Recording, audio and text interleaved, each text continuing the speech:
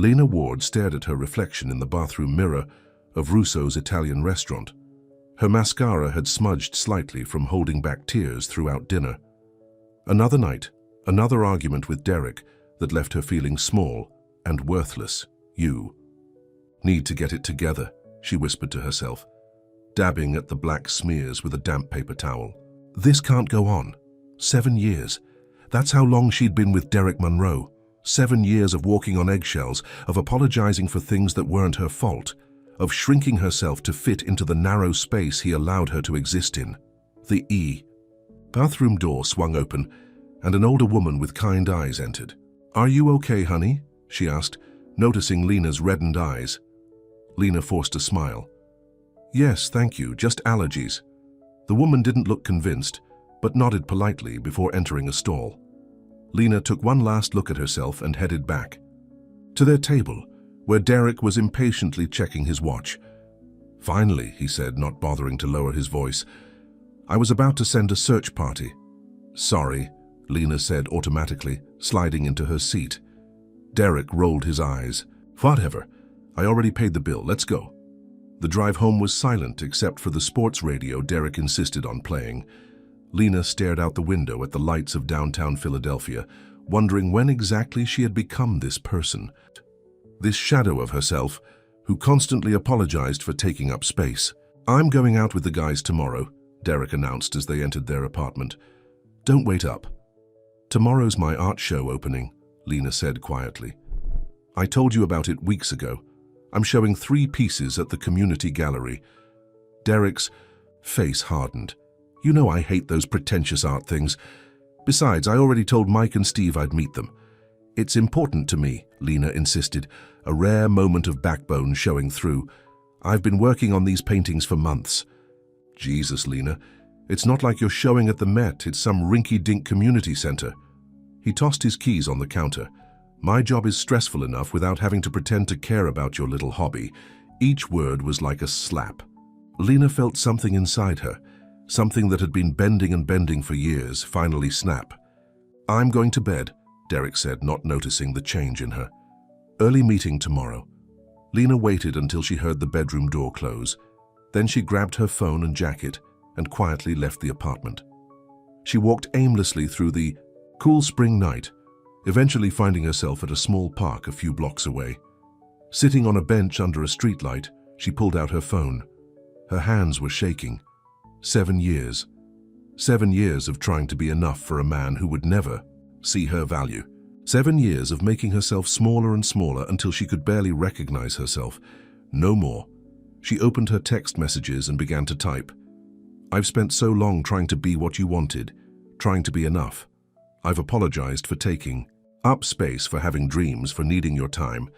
I've twisted myself into shapes that hurt just to try to fit into your life. But I'm done. I'm exhausted from begging to be loved properly. I want love that feels like home, not a battlefield. I want someone who sees all of me, not just the convenient parts. I deserve that. We all do. I'm saying goodbye now, not because I don't love you, but because I'm finally starting to love myself enough to walk away." Her thumb hovered over the send button. Was she really doing this, ending a 7-year relationship by text? But she knew if she waited to do it face to face, he would talk her out of it. He would make her doubt herself. He would make promises he wouldn't keep. Lena took a deep breath and pressed send. There. It was done. A strange lightness filled her chest. She felt like she could breathe fully for the first time in years. Tomorrow, she would figure out where to, or how to get her things from the apartment. But tonight she had taken the first step. Her phone buzzed with an incoming call. She looked down expecting to see Derek's name, ready to silence it. Instead, it was her best friend, Maya. "Hello?" Lena answered. "Lena, where are you? Derek just called me looking for you. He sounds worried." "I'm at Westside Park. I broke up with him, Maya." There was a pause on the other end of the line. "Oh my God, finally. Are you okay? You need me to come get you. Would you mind if I stayed with you tonight? I'm already grabbing my keys. Sit tight. I'll be there in 15 minutes. Meanwhile, 30,000 feet above the Atlantic Ocean, Kieran Maddox frowned at his laptop screen. The quarterly reports for Maddox luxury brands were not looking good for their European division. As CEO of the fashion conglomerate his father had built, it was his job to fix it. He rubbed his tired eyes and checked his watch. Still 6 hours before they landed in New York.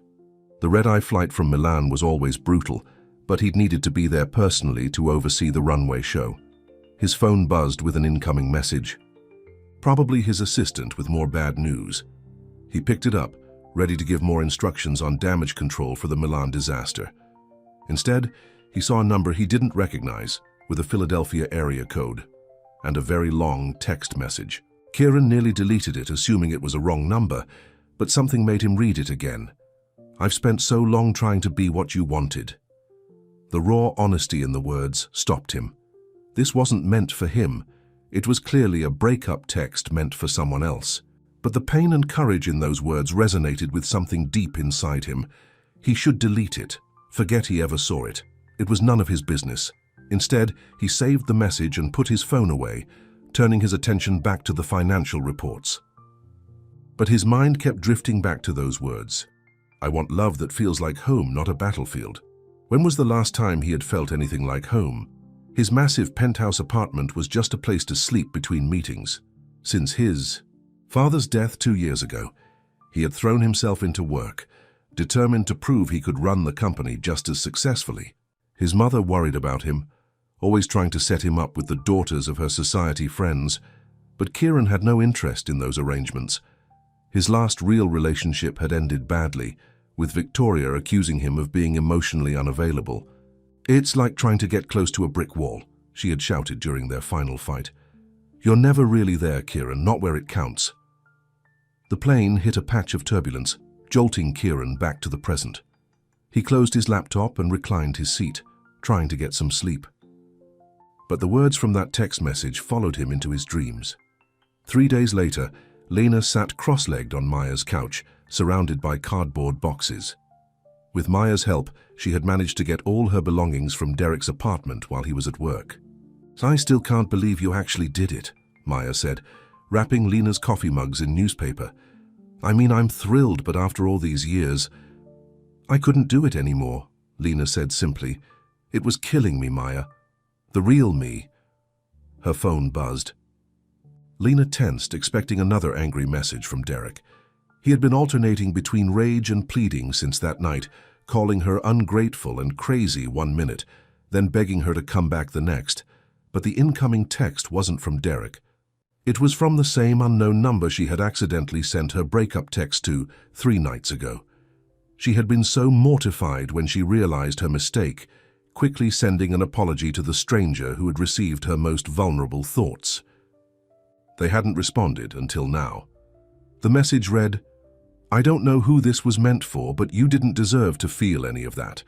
And I hope, wherever you are, you find the love you were trying to give away." Lena stared at her phone, a strange warmth spreading through her chest. "What is it?" Maya asked, noticing her expression. "Remember when I told you I accidentally sent my breakup text to a wrong number? They just replied." Maya's eyes widened. "What did they say?" Lena showed her the message. "Wow," Maya said, clearly impressed. "That's actually really nice. Not what you'd expect from a total stranger." "I know," Lena agreed. "Should I reply?" Maya shrugged. "Why not? As long as you don't tell them where you live or anything personal." Lena thought for a moment, then typed, "Thank you for saying that. Sorry again for the accidental text. It's been a rough week, but I'm starting to feel like myself again." She hit send before she could overthink it. Across town, in his corner office on the 45th floor of the Maddox building, Kieran was surprised to see a response from the wrong number. He hadn't expected a reply when he'd sent his message. He wasn't even sure why he had sent it in the first place. It was completely out of character for him. His assistant, Valerie, knocked on his door. "Your 2 o'clock is here, mister." "Maddox. Send them in," he said, sliding his phone into his pocket. The meeting with the marketing team dragged on for 2 hours. They were planning the launch of their fall collection, and everyone was on edge after the lukewarm reception to their spring line in Milan. "We need something fresh," Kieran said. interrupting a presentation about social media campaigns. Something authentic. Consumers can smell when we're trying too hard. The team looked at him nervously. Kieran was known for his exacting standards and his distant management style. He rarely showed emotion, good or bad, which made him difficult to read. What if? A junior marketing associate named Tyler began hesitantly. What if we did something with real people, not models or celebrities, just everyday people who love fashion? The room went quiet, waiting for Kieran's reaction. Go on, he said, surprisingly intrigued. We could do a series called Maddox in Real Life.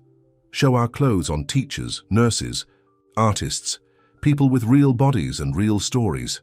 Kieran nodded slowly. I like it. Develop a proposal and have it on my desk by Monday. The team looked shocked at his positive response. As they filed out, Valerie handed him a stack of messages. Your mother called twice. She wants to remind you about dinner tomorrow night and the Philadelphia venue for next month's charity fashion show has confirmed. Kieran nodded absently, his mind elsewhere. Once alone, he pulled out his phone and reread the latest message from the wrong number. Almost without thinking, he replied, Glad to hear you're feeling better. Sometimes the hardest step is the first one. He hesitated before adding, I'm curious, what helps you feel like yourself again? Kieran wasn't sure why he was prolonging this strange conversation with a stranger, but something about it felt refreshing. This person had no idea who he was, no expectations, no agenda. That night, Lena was unpacking boxes in her new temporary home, Maya's spare bedroom, when her phone buzzed again. She was surprised to see another message from the wrong number. She smiled at his question. What did help her feel like herself again? Painting, she typed back. When I'm creating art, I feel most like me. What about you?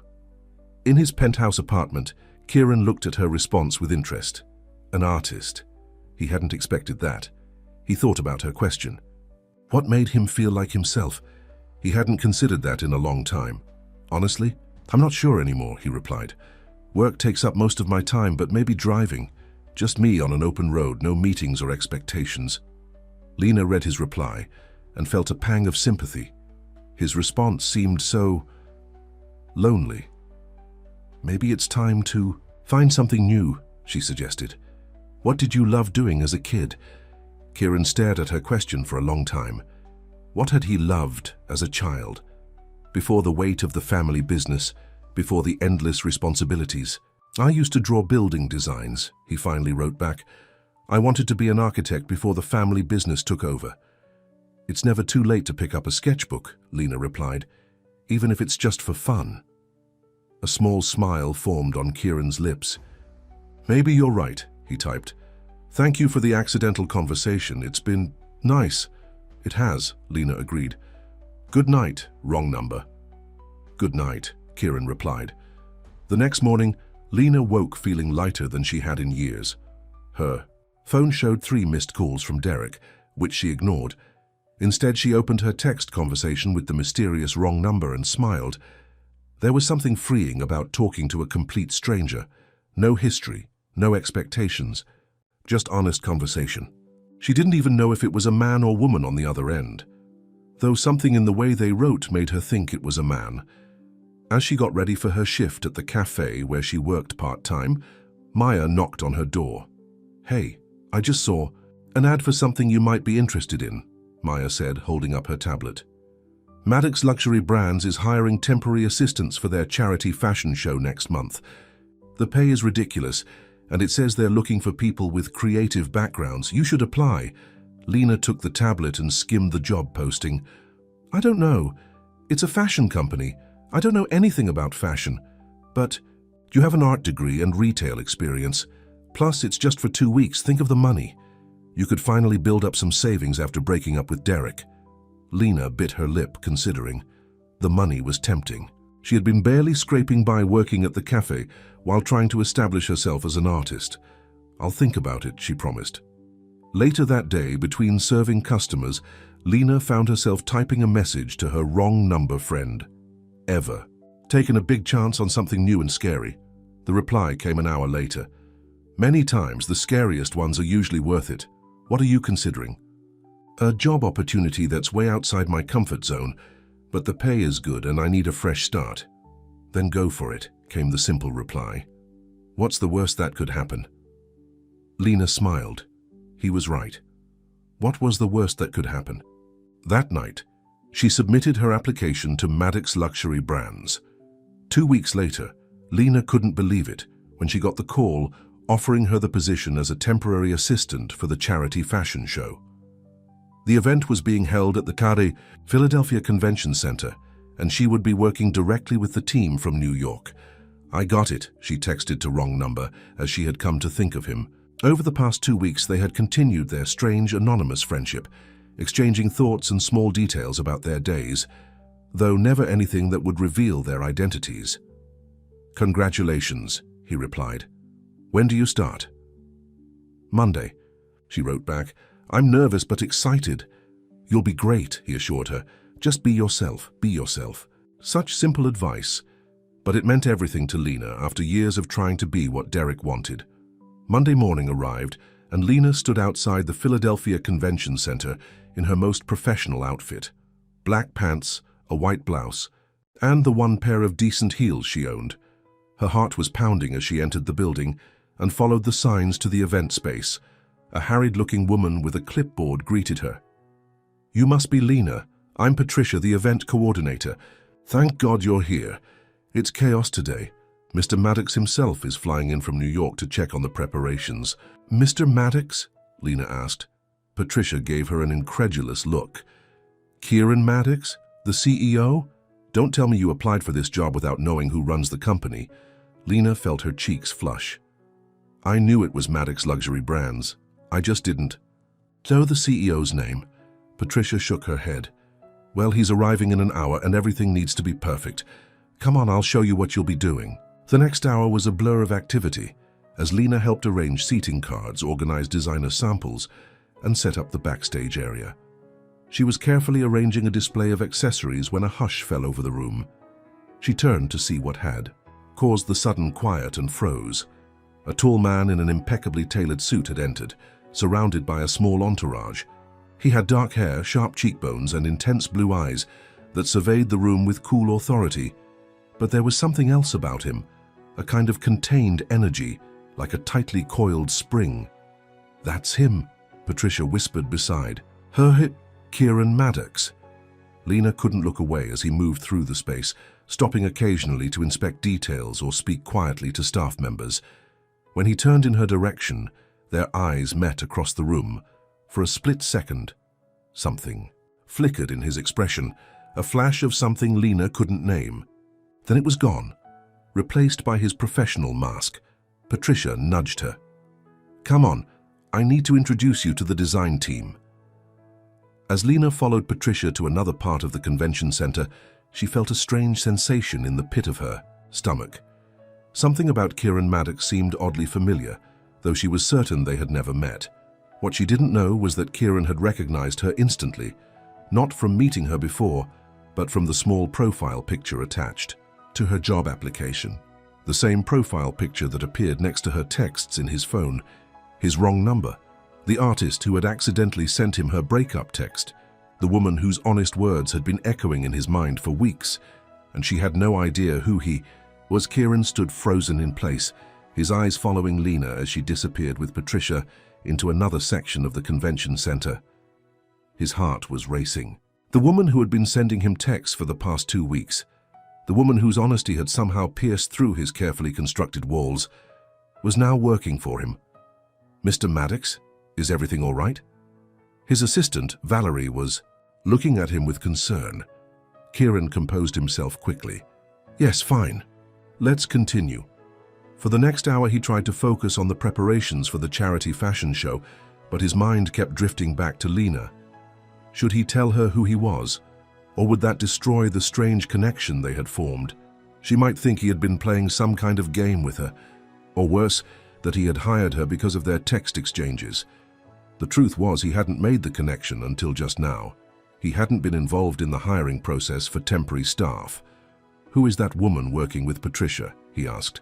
Valerie casually, as they inspected the runway setup. Valerie consulted her tablet. Lena Ward. She's a new temp hire for the event. Local, from Philadelphia. Background in art and retail. Art, Kieran murmured. Just as she had told him in their texts, she was a painter. Is there a problem with her? Valerie asked. No, not at all. I was just curious. He straightened his tie. I have a call with Tokyo in 15 minutes. Let's head back to the office space they've set up for us. As he walked past the area where Lena was now arranging promotional materials, he found himself slowing down. She was focused on her task, a small line of concentration between her brows. There was something refreshing about her earnestness, so different from the polished, calculated people he usually dealt with. Excuse me, he said, coming to a stop beside her table. Lena looked up, her eyes widening slightly when she saw who was addressing her. Yes, Mr. Maddox? You're doing a good job with the display. I appreciate the attention to detail. It wasn't what he'd meant to say, but it was all he could manage with her looking directly at him.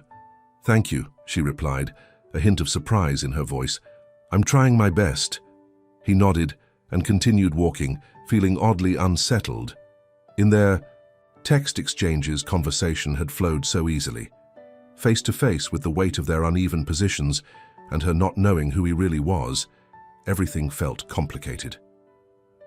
Later that afternoon, Lena took a short break in the employee lounge, texting Maya about her first day. You won't believe it, she wrote. The CEO himself showed up and actually complimented my work. OMG, Maya replied. Is he as hot as the magazine photos? Lena rolled her eyes but couldn't help smiling.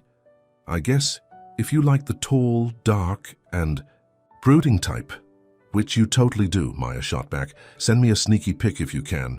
I am not taking secret photos of my boss on my first day, Lena replied, laughing to herself. Just then, her phone buzzed with another incoming message from wrong number. How's the new job going? He had written. Lena felt a warm flutter in her chest. She had come to look forward to these exchanges. Better than expected, she replied. Intimidating at first, but I think I'm getting the hang of it. Across the building in his temporary office, Kieran smiled at her response. He knew he should stop this. He should tell her who he was or at least stop texting her.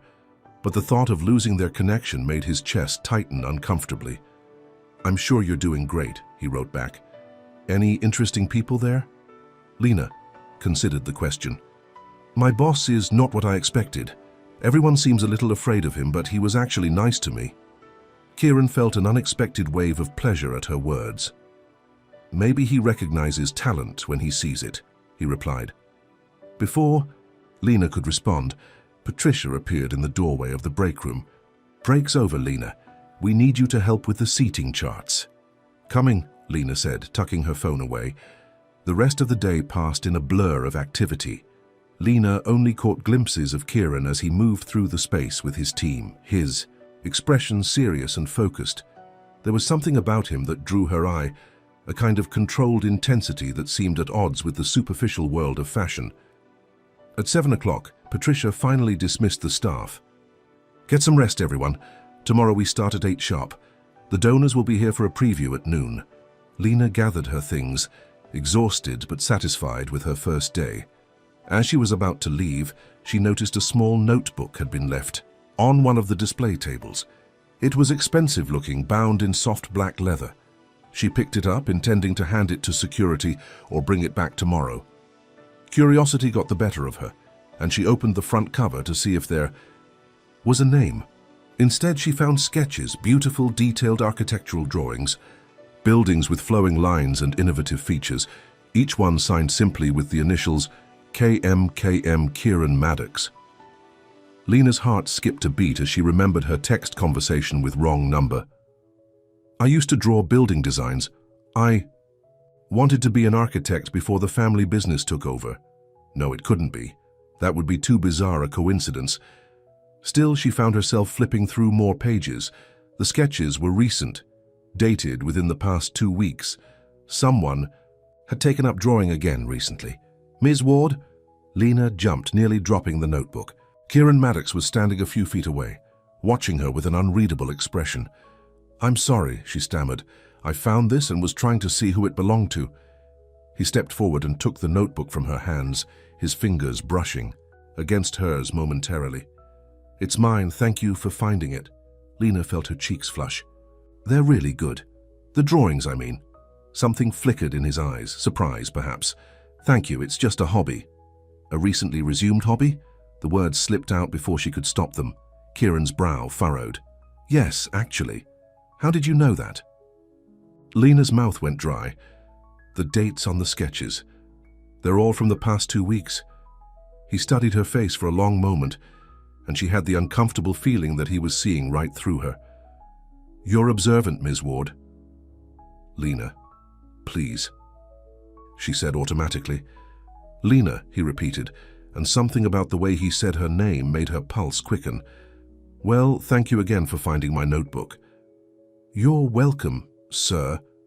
She hesitated, not sure if she should call him Kieran or Mr. Maddox. "Kieran is fine," he said, as if reading her mind, "at least when it's just us."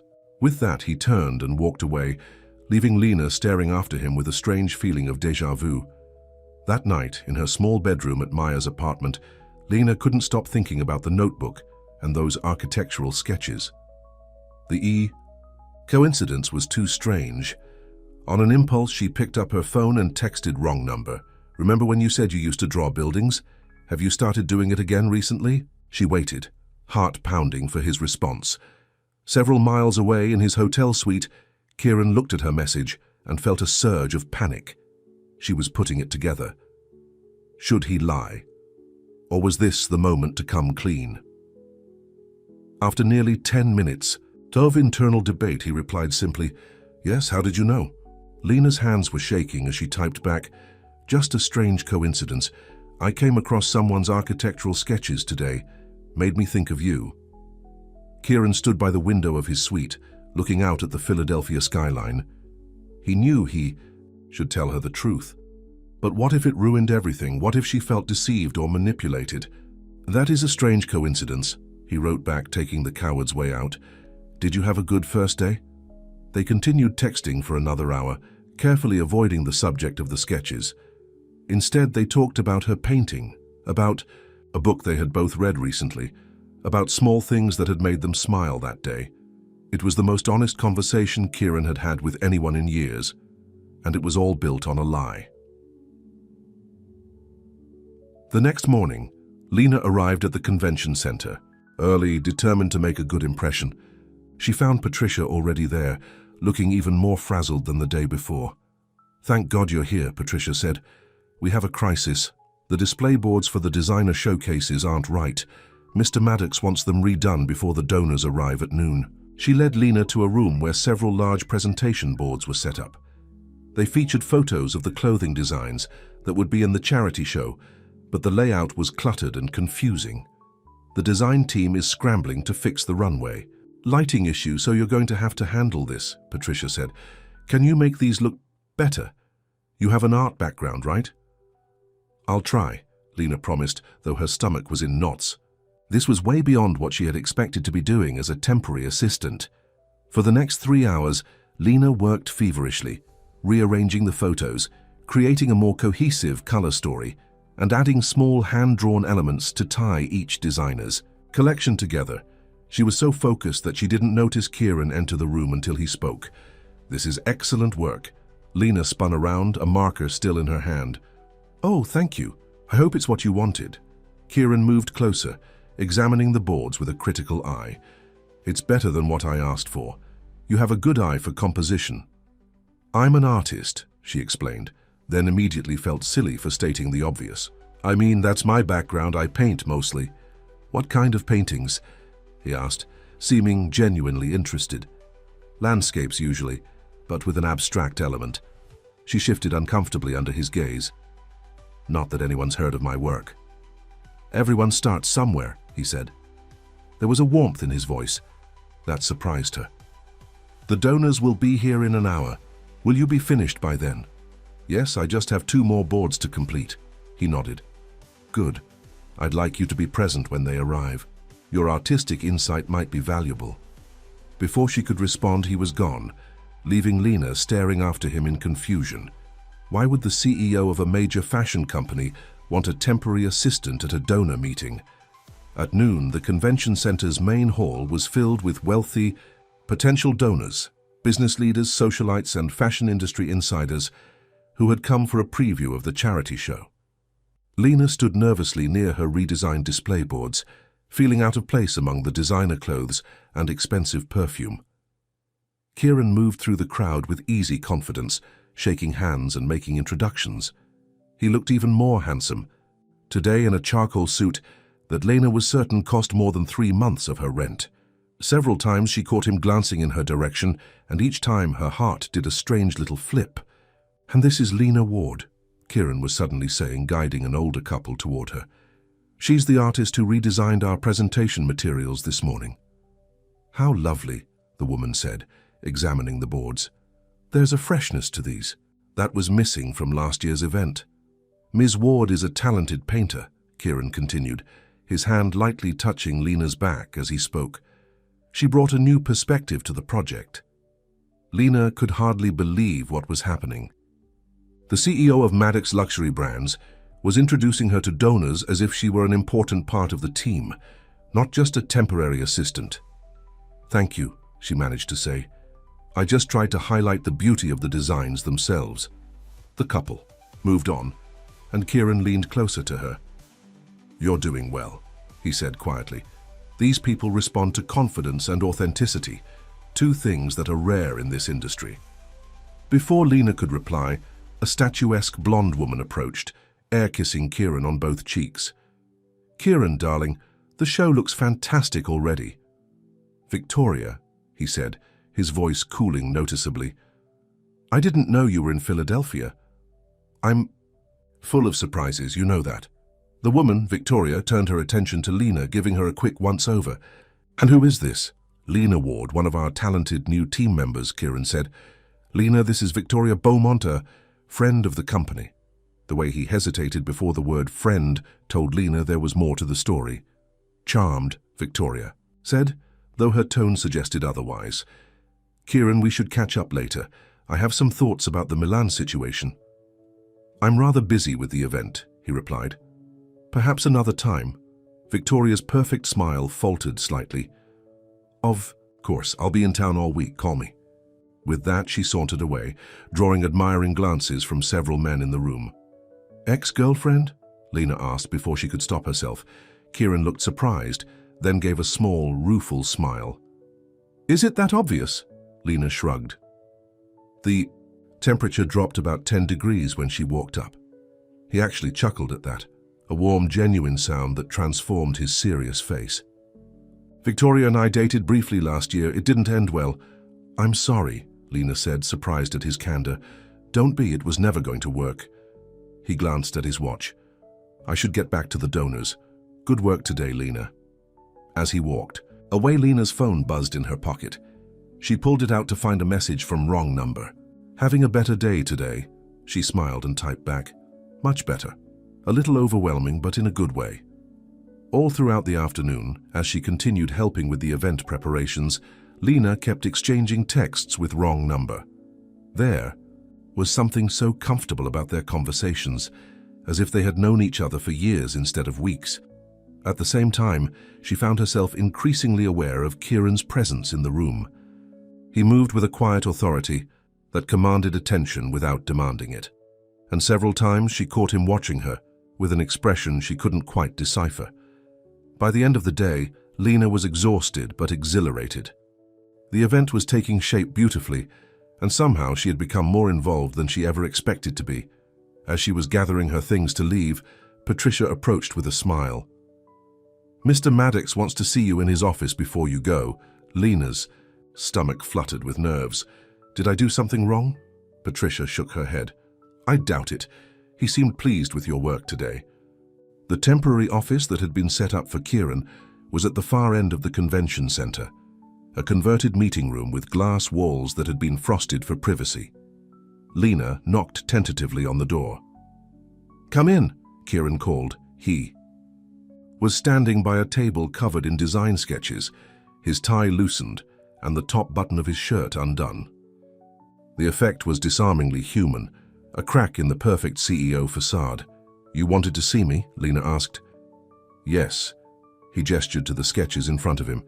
"I wanted your opinion on these designs for the finale piece of the show. You have a good eye." Surprised and flattered, Lena moved closer to examine the drawings. They showed a stunning evening gown with sculptural elements that reminded her of flowing water. "It's beautiful," she said honestly. But, he prompted, "the structure seems very rigid. If this is the finale, shouldn't it have more movement? Something that catches the light as the model walks?" Kieran studied her face, then looked back at the design. "Show me what you mean." Hesitantly, Lena picked up a pencil from the table. "May I?" He nodded, and she began to make light sketches over the original design, adding flowing elements that would catch and reflect light from the runway. "Like this," she explained. "So when she walks, it's like watching water flow down a stream, catching sunlight." Kieran was watching her hands with intense focus. That's exactly what it was missing. He looked up at her with new respect. "You have a remarkable talent, Lena." Their eyes met, and for a moment, neither of them spoke. Lena felt a strange pull toward him, not just physical attraction, though that was certainly there, but something deeper. A sense of recognition almost. "Thank you for the opportunity," she said finally, breaking the silence. "I never expected to be doing anything like this when I applied for a temporary assistant position. Sometimes the best collaborations come from unexpected places," he replied, his voice low and warm. As Lena gathered her things to leave, Kieran seemed to be debating something internally. Finally, he said, "There's a dinner tomorrow night with some of our key designers. I'd like you to attend." "Me?" Lena couldn't hide her surprise. "Why?" "Because you bring a fresh perspective that we need," he said simply. 7 o'clock at Les. "Bernardin, Patricia will give you the details tomorrow." "I don't have anything to wear to a fancy designer dinner," Lena admitted, embarrassed. Kieran smiled slightly. "I think we can help with that. We are a fashion company after all." That night, Lena could hardly sleep. The day had been surreal, from redesigning presentation boards to giving feedback on designs to being invited to a dinner with fashion industry elites. And through it all, there was Kieran Maddox, who seemed nothing like the cold, distant CEO she had heard about. She picked up her phone to text Maya about the dinner invitation, but found herself opening her conversation with wrong number instead. "Ever feel like your life is suddenly moving in fast forward?" she wrote. His reply came quickly. "Sometimes. Is that happening to you?" "Yes, things at work are unexpected. In a good way, I think. But a little scary too."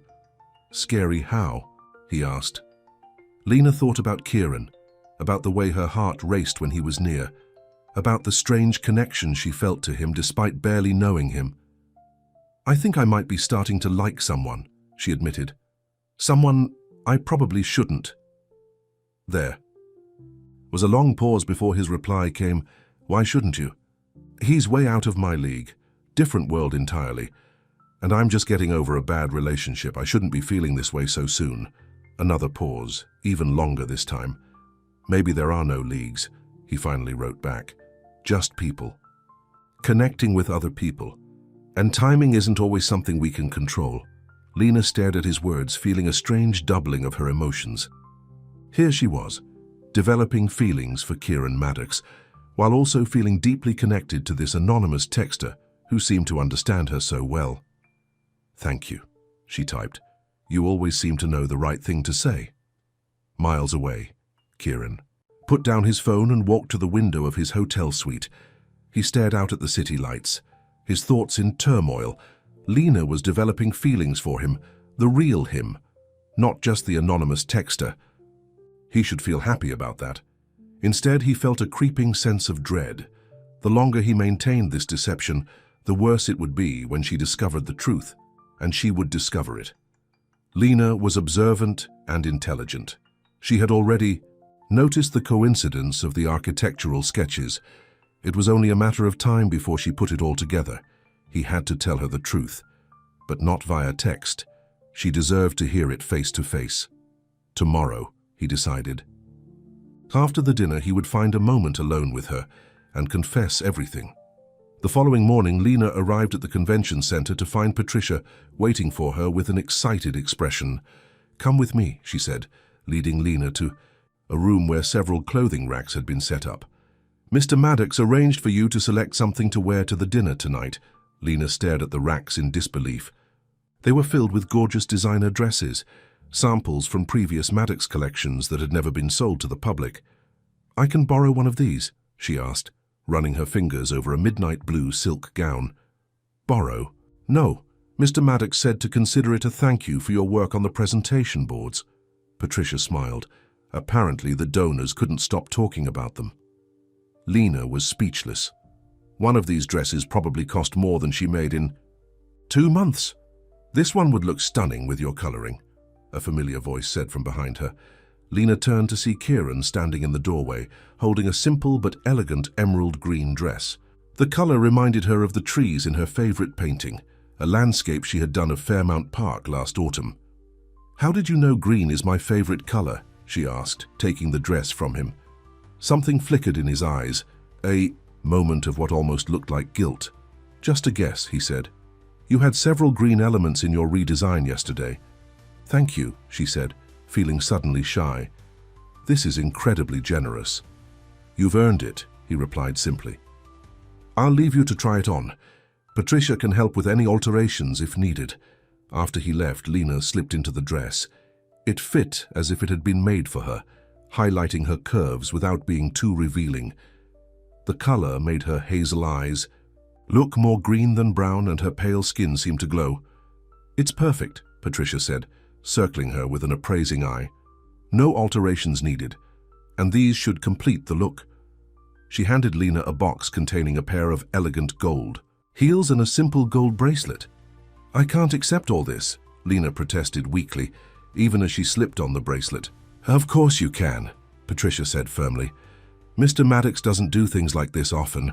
In fact, I've never seen him take such an interest in a temporary staff member before." Lena's heart skipped a beat at those words. What did that mean? Was it possible that Kieran Maddox was interested in her as more than just an employee with a good eye for design? The thought was both thrilling and terrifying, and complicated by the fact that she still felt so connected to her wrong number friend. How could she be developing feelings for two different men at once? Throughout the day, Lena threw herself into her work, trying not to dwell on the confusion in her heart. The charity fashion show was taking shape beautifully, with the runway nearly complete and the designers' collections organized backstage. At 5 o'clock, Patricia told her to go back to the hotel to get ready for the dinner. "Car service will pick you up at 6:30, she said, handing Lena a card with the details. "Don't be late." Back at Maya's apartment, Lena found her friend waiting eagerly to hear about the dress and the dinner invitation. "Oh my God, it's gorgeous," Maya exclaimed when Lena showed her the emerald gown. "And he picked it out himself? Lena, he's totally into you." "Don't be ridiculous," Lena said, but she couldn't help smiling. "He's just grateful for my help with the presentations." "Uh-huh. Because CEOs of major fashion companies always personally select dresses for temporary assistance." Maya rolled her eyes. "Come on, admit it. There's something going on." Lena bit her lip. "Maybe. I don't know. It's all happening so fast, and I just got out of things with Derek." "Derek was a jerk who didn't appreciate you," Maya said firmly. "Don't let him hold you back from something potentially amazing."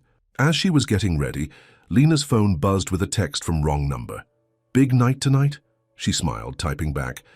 "Yes, actually. A work dinner, that's kind of a big deal." "You'll be great," he replied. "Just be yourself. That's more than enough."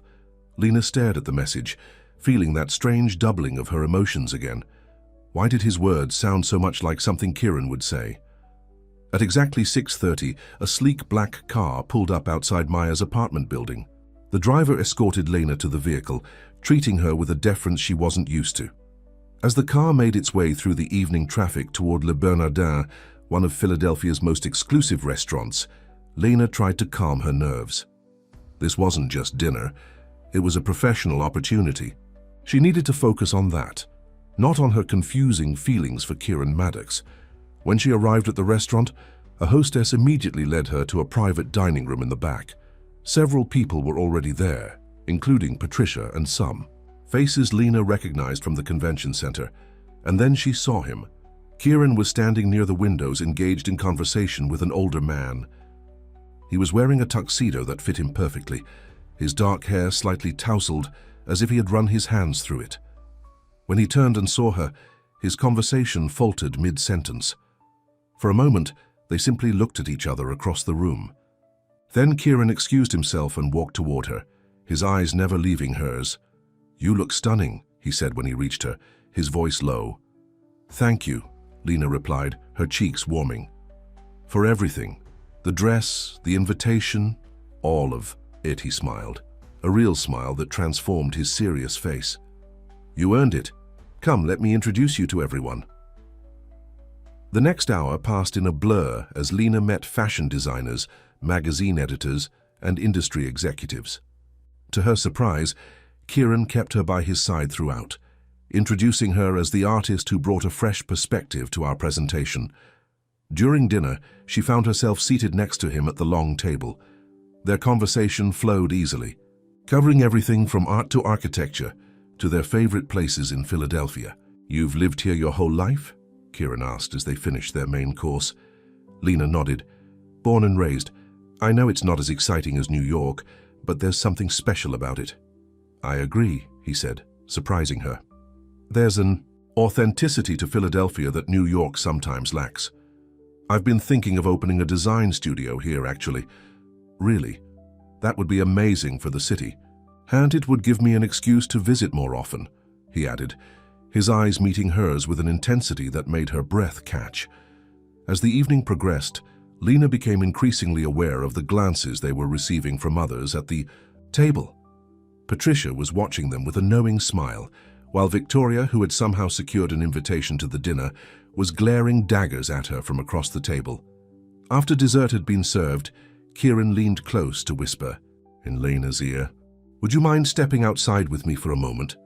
There's something I need to tell you." Lena's heart began to race. "Of course." He led her through the restaurant to a small private terrace that overlooked the city. The night air was cool, but not cold, the sky clear and sprinkled with stars. "Lena," he began, suddenly seeming nervous, so different from his usual confident demeanor. "There's something you should know, something I should have told you days ago." She looked at him, expectantly, her pulse quickening. "I.e.," he started, but was interrupted by the sound of the terrace door opening. Victoria stood there, her perfect face tight with barely concealed anger. "Kieran, the Vogue editor is asking for you. Something about the Milan show."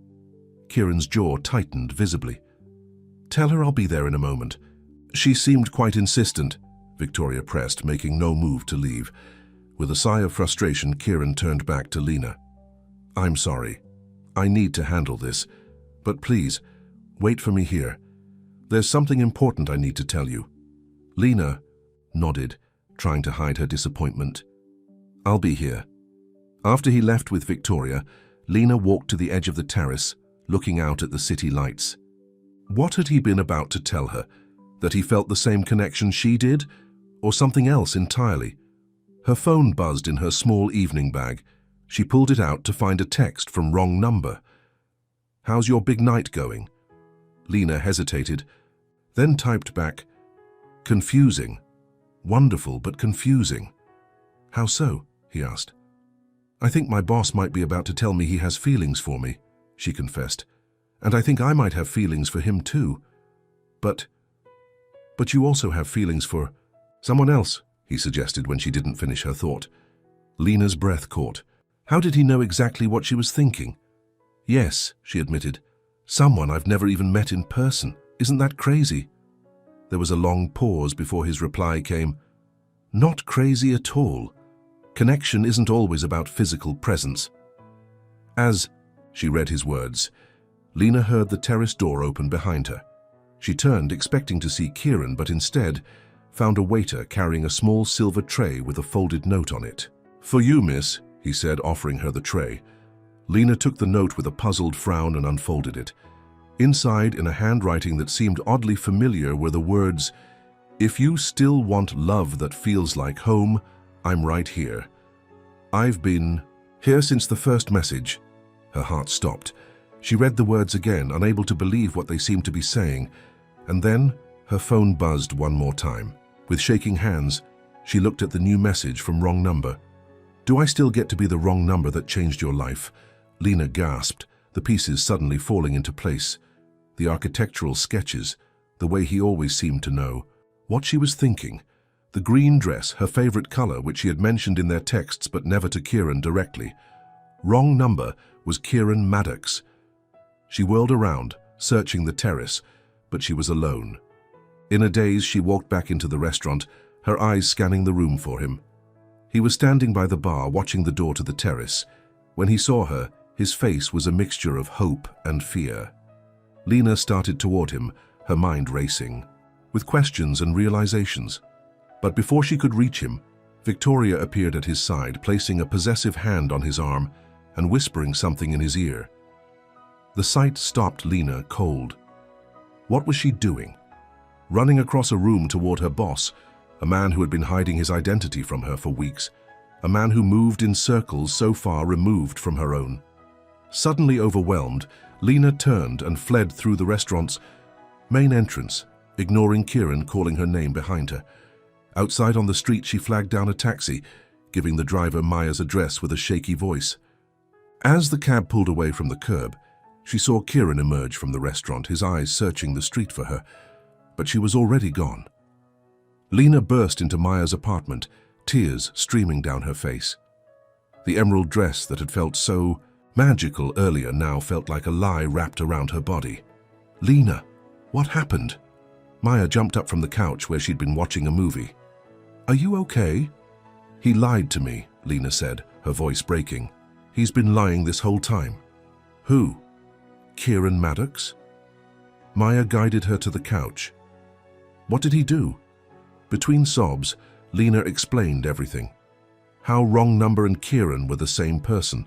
How he had kept his identity secret while learning. All about her. How she had been developing feelings for both of them without realizing they were one and the same. "That's actually kind of romantic," Maya said when Lena finished.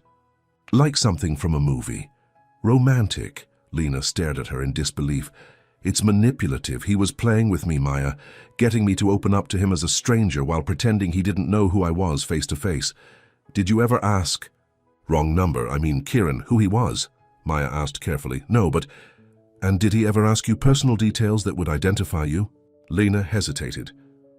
"No, we kept it anonymous on purpose." "So maybe he wasn't trying to manipulate you," Maya suggested. "Maybe he just didn't know how to tell you once he realized who you were." "Then why not tell me right away?" Lena demanded. "Why? Wait until now? I don't know. But don't you think you should at least hear him out?" Lena's phone had been buzzing continuously since she left the restaurant. She pulled it out to find 6 missed calls and a series of texts from Kieran. "Lena, please let me explain. I know how this looks, but I swear I never meant to deceive you. Please call me. Please." As she was reading, a new message appeared. "I understand if you're angry, you have every right to be, but what we've shared these past weeks, both in texts and in person, has been real. At least for me." Lena put the phone down, her emotions in turmoil. Part of her wanted to believe him, but another part, the part that had spent 7 years with Derek, was screaming that this was just another man trying to control her, playing games with her heart. "I need to be alone," she said, standing up. "I'm going to take a shower and go to bed." "What about work tomorrow?" Maya asked gently. Lena froze. She hadn't even thought about that. How could she face Kieran at the convention center after running out on him tonight? "I don't know," she admitted. "Maybe I should quit." "Sleep on it," Maya advised. "Things might look different in the morning." But morning brought no clarity. After a restless night, Lena woke with puffy eyes and a headache. Her phone showed 3 more missed calls from Kieran and several new texts which she couldn't bring herself to read. "I can't go in today," she told Maya over coffee. "I need some time to think." "That's understandable," Maya said. "Just don't. Ghost them completely. At least let Patricia know you're not coming in." Lena nodded and sent a brief message to Patricia, claiming she was sick. It wasn't entirely a lie. She did feel physically ill from the stress and confusion. Patricia replied almost immediately, "Feel better soon. Don't worry about today. Just focus on getting well for the big gala tomorrow night." The gala. Lena had forgotten about that. It was the official opening of the charity fashion show, with celebrities, designers, and media all attending. As a staff member, she was expected to be there. What would she do? She couldn't just not show up. But the thought of seeing Kieran again made her stomach clench with anxiety. Lena spent the day in a fog, alternating between anger, confusion, and a persistent ache of longing that she couldn't shake. She missed wrong number, the easy conversations, the feeling of being truly understood. But that person had never really existed, had he? It had been Kieran all along. By afternoon, she had no more tears left to cry. She sat by Maya's window, sketching absently in her notebook when her phone rang. It was Patricia. With a sigh, Lena answered. "Hello?" Lena, thank goodness. Patricia sounded frazzled. "I know you're not feeling well, but we have a situation. The finale dress, the one you helped revise the design for, there's a problem with the construction. The designer is threatening to pull it from the show." "I'm sorry to hear that," Lena said carefully. "But I don't see how I can help." "Mr. Maddox thinks you can," Patricia pressed. "He says your artistic eye might see a solution that the technical team is missing. Please, Lena, just come in for an hour. He promised he'll leave you alone if that's what you want." Lena closed, her eyes conflicted. She didn't want to see Kieran, but she also didn't want to let the team down, and despite everything, she was curious about the dress she had helped redesign. "Fine," she said finally. "I'll come in, but just for an hour." "Thank you, a car will pick you up in 20 minutes. Lena dressed simply in jeans and a sweater, pulling her hair back in a practical ponytail. She didn't want to look like she had made any special effort. The car delivered her to a side entrance of the convention center, where Patricia was waiting. "Thank you for coming," she said, leading Lena through the backstage area. "The dress is this way." To Lena's relief, there was no sign of Kieran as they made their way to a makeshift workshop where the finale dress was displayed on a mannequin. Several designers and seamstresses stood around it, arguing in rapid French. "The problem is here," Patricia explained, pointing to the flowing elements that Lena had suggested adding. "They're not draping correctly, and they're too heavy for the model to walk properly." Lena examined the dress carefully. It was breathtaking, a masterpiece of emerald silk and intricate beadwork. But Patricia was right. The flowing panels that should have moved like water were stiff and awkward. "The material is wrong," Lena said, touching one of the panels. "You need something much lighter, maybe a silk chiffon instead of this heavier silk. And the beading. Gear's too dense. It should be concentrated at the top, then gradually scatter like droplets toward the bottom." The lead designer, a severe-looking woman in her 50s, studied Lena skeptically. "And who are you exactly?" "This is Lena Ward," a familiar voice said from behind them. "The artist whose suggestions improved your original design, Margot." Lena's heart skipped as Kieran stepped into view. He looked tired, with dark circles under his eyes, but still impeccably dressed in a charcoal suit. "Ms. Ward has an exceptional eye for movement and light," he continued, careful not to look directly at Lena. "I suggest you listen to her." The designer, Margot, frowned but nodded. "Very well, we'll try the chiffon." She barked orders at her team in French, and they hurried to gather materials. An uncomfortable silence fell between Lena and Kieran. Finally, he said quietly, "Thank you for coming in." "I didn't do it for you," Lena replied stiffly. "I did it. For the team. I know." His voice was tinged with sadness. "Lena, don't," she cut him off. "I can't do this right now." He nodded, respecting her boundaries. "Of course, I just want you to know that I never meant to hurt you. I made a mistake by not telling you sooner, and I'm sorry." Before Lena could respond, Margot approached with samples of different fabrics. "Which one would you suggest?" Grateful for the interruption, Lena focused on helping the design team. Over the next hour, she worked with them to replace the heavier silk with a gossamer light chiffon that moved like water when touched. The beading was redistributed, creating a cascade effect that caught the light beautifully.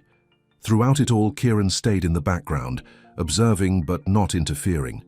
Lena could feel his eyes on her, but she stubbornly refused to look at him. "Perfect," Margot declared finally, stepping back to admire the revised dress. It will be the highlight of the show. I agree, Kieran said. Excellent work, all of you.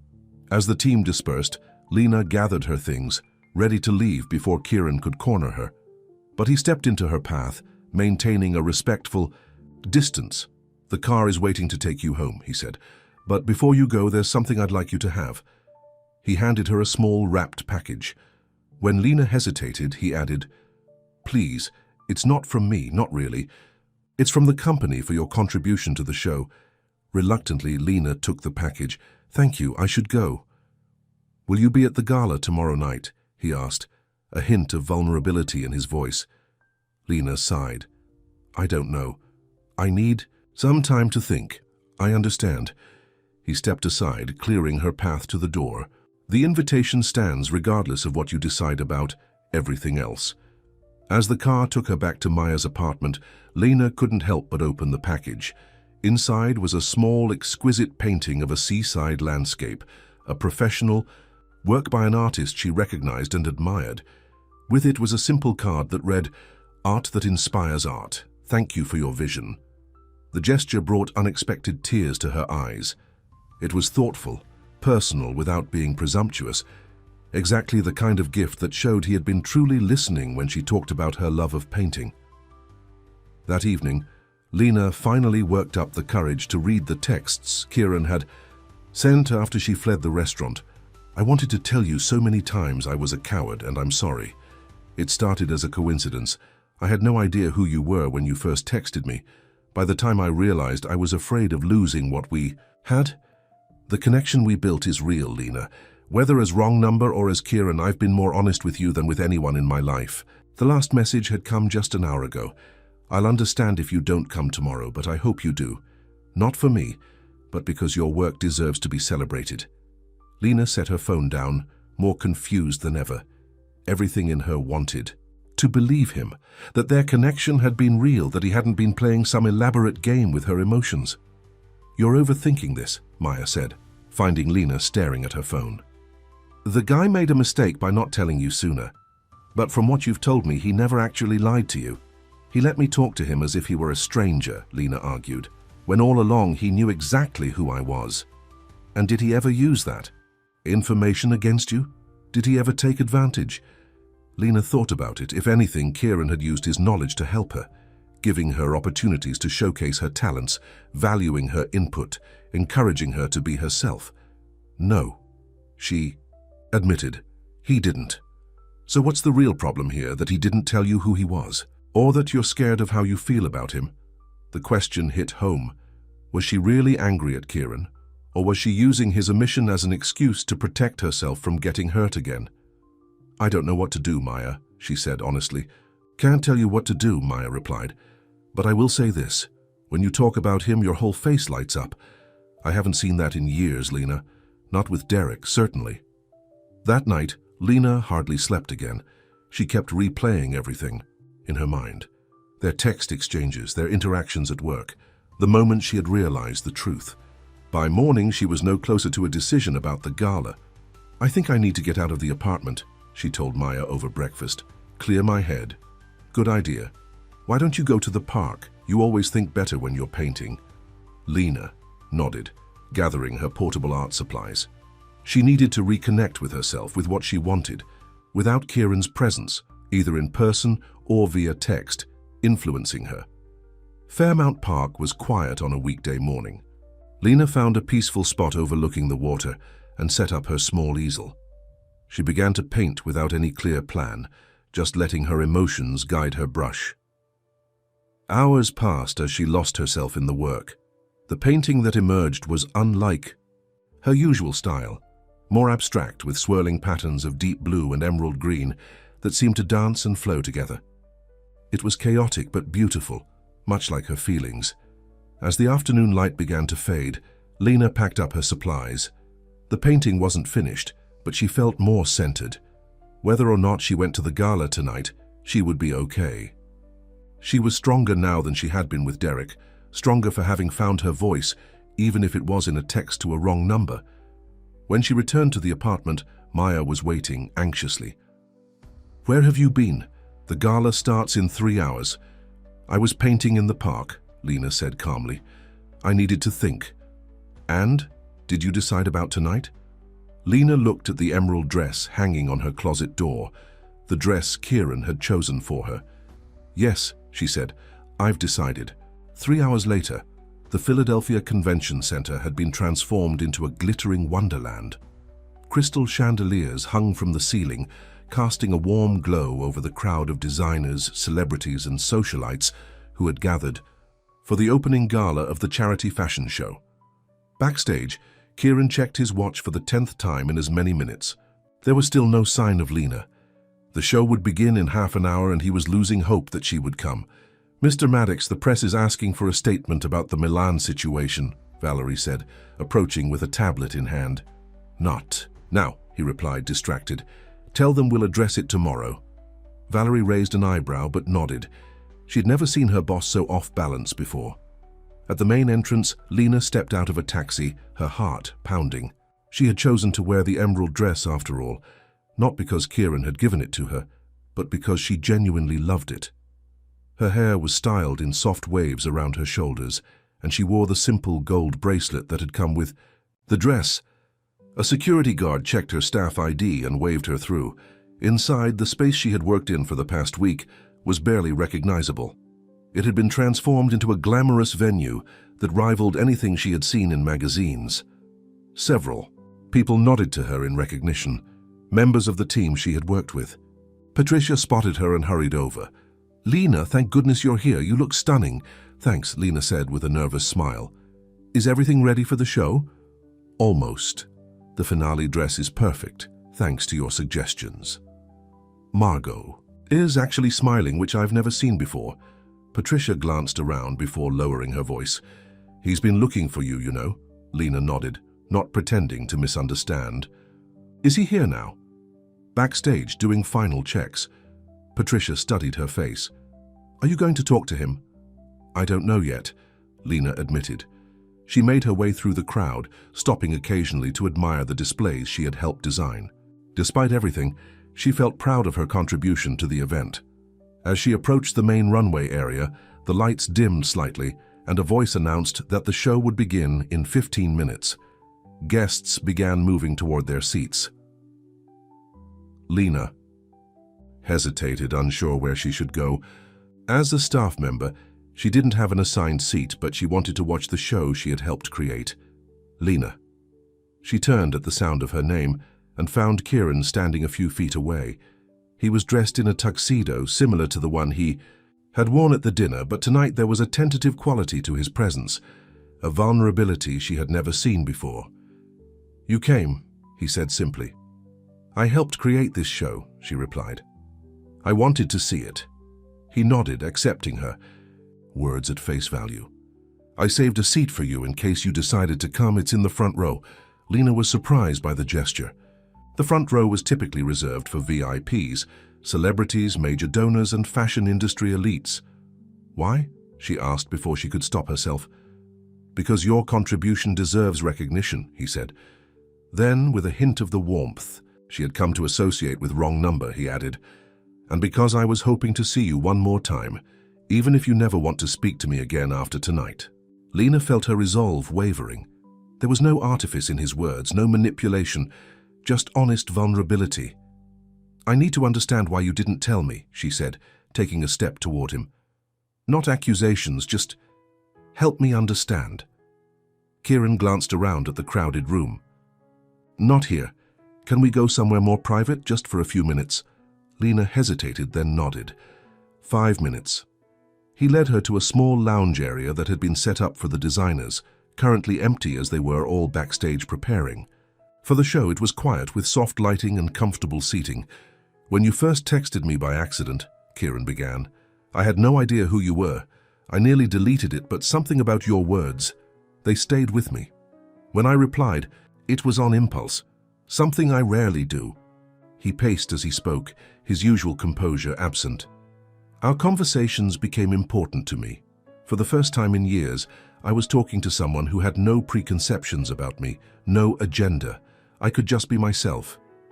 Then, when I saw you at the convention center, I recognized you from your job application photo. I was going to tell you right away, but I panicked. I thought you'd think I was crazy, or that I had engineered the whole thing somehow. Would that have been worse than finding out the way I did? Lena asked quietly. Kieran stopped pacing and faced her directly. No, you're right. I should have told you immediately. Every day that passed made it harder, and I kept telling myself I'd find the right moment. At the dinner on the terrace, Lena realized, that's what you were going to tell me. He nodded. Yes, I had decided I couldn't keep it from you any longer, but then Victoria interrupted and I found out anyway in the worst possible way. I'm sorry, Lena. Truly. His voice was raw with emotion. I never meant to hurt you or deceive. The conversations we had, both as wrong number and in person, they meant everything to me, they still do. Lena studied his face, looking for any sign of insincerity, but all she saw was the same openness that had drawn her to wrong number in the first place. I don't know what to say, she admitted. Part of me understands why you didn't tell me sooner, but another part feels like I can't trust my own reactions anymore. How do I know what was real and what wasn't? All of it was real, Kieran said firmly. Every word I ever wrote to you was honest. Every conversation we had in person was genuine. The only thing I hid was that I was the same person in both cases. Before Lena could respond, Patricia appeared. In the doorway. I'm sorry to interrupt, but the show is about to start. They need you backstage, Mr. Maddox. He nodded reluctantly. I'll be right there. Turning back to Lena, he asked, Will you stay? Watch the show? Lena hesitated, then nodded. I'll stay. Your seat is in the front row, third from the left. I hope... He trailed off, then simply said, I hope. With that, he followed Patricia backstage, leaving Lena alone with her thoughts. The fashion show was a spectacular success. Model after model walked the runway in stunning creations, each one drawing appreciative gasps from the audience. Lena found herself caught up in the beauty of it all, momentarily forgetting her personal turmoil. When the finale dress appeared, the emerald creation she had helped revise, a spontaneous round of applause broke out. The lightweight chiffon panels moved exactly as she had envisioned, catching the light like sunlit water. It was breathtaking. After the final walk, Kieran stepped onto the runway to thunderous applause. He gave a brief speech thanking the designers, the models, and the charity partners who had made the event possible. And finally, he concluded, I want to recognize someone whose artistic vision helped elevate this show to new heights. An incredibly talented painter who reminded us all that fashion, at its best, is a form of art. Lena Ward, please stand up. Shocked, Lena froze in her seat. The spotlight found her, and the audience applauded as her name appeared on the large screens on either side of the runway. Kieran was publicly acknowledging her contribution, giving her credit in front of some of the most influential people in the fashion world. It was an incredible professional opportunity, regardless of their personal situation. With shaking legs, Lena stood and nodded in acknowledgement of the applause. When she sat back down, the elegant woman beside her leaned over. Are you the artist Kieran mentioned? I'm Helena Frost, editor of Style Quarterly. I'd love to talk to you about your work later. Lena nodded, stunned by the unexpected networking opportunity. Yes, I'd like that, thank you. As the formal portion of the event concluded and the gala party began, Lena found herself approached by several industry insiders interested in her background and her artistic perspective. It was overwhelming but exciting. Through it all, she caught glimpses of Kieran moving through the crowd. He was busy with his official duties as host, but she often felt his eyes on her from across the room. As the evening wore on, Lena stepped onto a balcony for some fresh air. The night was clear and cool. The city lights spread out below her like earthbound stars. May I join you? She turned to find Kieran standing in the doorway, his expression tentative. It's your party, Lena replied, but her tone was softer than before. He came to stand beside her at the railing, leaving a respectful distance between them. You made quite an impression tonight. Helena Frost doesn't talk to just anyone. Thank you for that, Lena said sincerely, for acknowledging my contribution. You didn't have to do that. Yes, I did. Your work deserved recognition. He paused, then added, I'd have done it even if you hated me. Lena looked at him then. really looked at him. Beyond the polished CEO exterior, she could see the same person who had comforted her through texts, who had encouraged her to be herself, who had made her feel seen in a way no one ever had before. "I don't hate you," she said quietly. "I was hurt and confused, but I don't hate you." Relief washed over his face. "I can live with hurt and confused. Those can heal with time." He hesitated, then asked, "Does this mean you might be willing to talk to me again? Maybe not tonight, but someday." Lena took a deep breath. "I think I'd like that. But I need to know something first. Anything. Was any of it real? What I thought was happening between us? Or was it just because you knew who I was from my accidental text?" Kieran turned to face her fully. "Lena, from the moment I saw you in the convention center, I was drawn to you. Your talent, your authenticity, your quiet confidence. The fact that you were also the person I'd been texting with just made it more confusing, not less real." He ran a hand through his hair, a gesture she now recognized as a sign of nervousness. "To be completely honest, I think I was falling for both versions of you simultaneously. The woman I met in person, and the woman who accidentally texted me. Finding out you were the same person was terrifying and wonderful all at once." There was such sincerity in his voice that Lena couldn't doubt him. Whatever mistakes he had made, his feelings had been genuine. "I think I was falling for both versions of you too," she admitted softly. "The mysterious wrong number who always knew what to say, and the complicated man who saw value in my work when no one else did." Kieran's eyes lit up with hope. "Does that mean you might be willing to give us a chance? To start over, maybe?" Lena considered his question carefully. The practical part of her brain pointed out all the obstacles, their different worlds, the power imbalance of their professional relationship, her still fresh wounds from Derek. But her heart reminded her of how it felt when they talked, both, in person and via text, the ease, the understanding, the sense of finally being truly seen. Not start over, she decided. I don't want to pretend none of this happened, but maybe continue? More honestly this time? The smile that spread across Kieran's face transformed him, erasing the careful mask he usually wore. It was the smile she had imagined when reading wrong numbers texts, warm, genuine, slightly vulnerable. I'd like that, he said simply. Before either of them could say more, Victoria appeared in the balcony doorway, her expression souring when she saw them together. Kieran, the Vogue editor is looking for you. Again. Her tone made it clear she didn't appreciate finding him with Lena. Tell her I'll be there shortly, Kieran replied, not taking his eyes off Lena. Victoria didn't move. It's about the Milan situation. It's important. Kieran sighed. 5 minutes, Victoria. Please. With a huff, Victoria retreated, leaving them alone again. I should probably go back inside anyway, Lena said. Helena Frost wants to discuss featuring my artwork in Style Quarterly. That's amazing, Kieran said with genuine enthusiasm. Her magazine is incredibly influential. As they turned to head back inside, Kieran hesitated, then asked, Would you have dinner with me tomorrow night?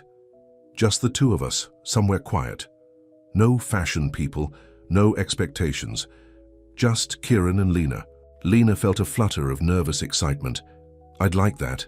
I'll text you the details, he said with a smile. Then, with a twinkle in his eye, he added, Unless you'd prefer I call the wrong number.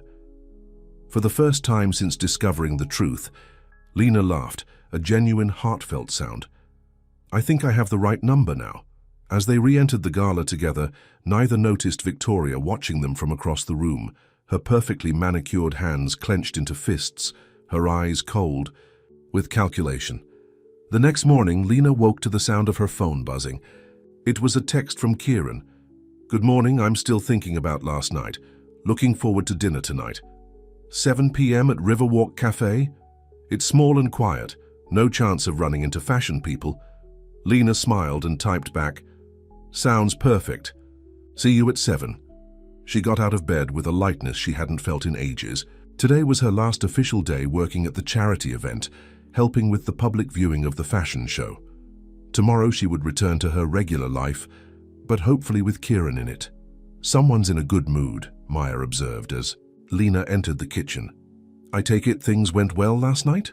"We talked," Lena said, unable to keep the smile from her face. "Really talked. He explained everything and I believe him, Maya. The connection we have is real." "I'm happy for you," Maya said, hugging her. "Just promise me you'll take it slow, okay? No rushing into anything." "I promise." "We're having dinner tonight. Just the two of us, away from all the fashion world craziness." At the convention center, the atmosphere was more relaxed now that the opening gala was over. The public viewing of the fashion show would continue for the next week, but the high-pressure part was done. Lena spent the morning helping to reset some of the displays that had been moved for the gala. She was organizing a collection of accessories when Patricia found her. "There you are. I've been looking everywhere for you." Patricia seemed unusually agitated. "Can you come with me, please? There's a situation that needs your attention." "What kind of situation?" Lena asked, following her through the convention center.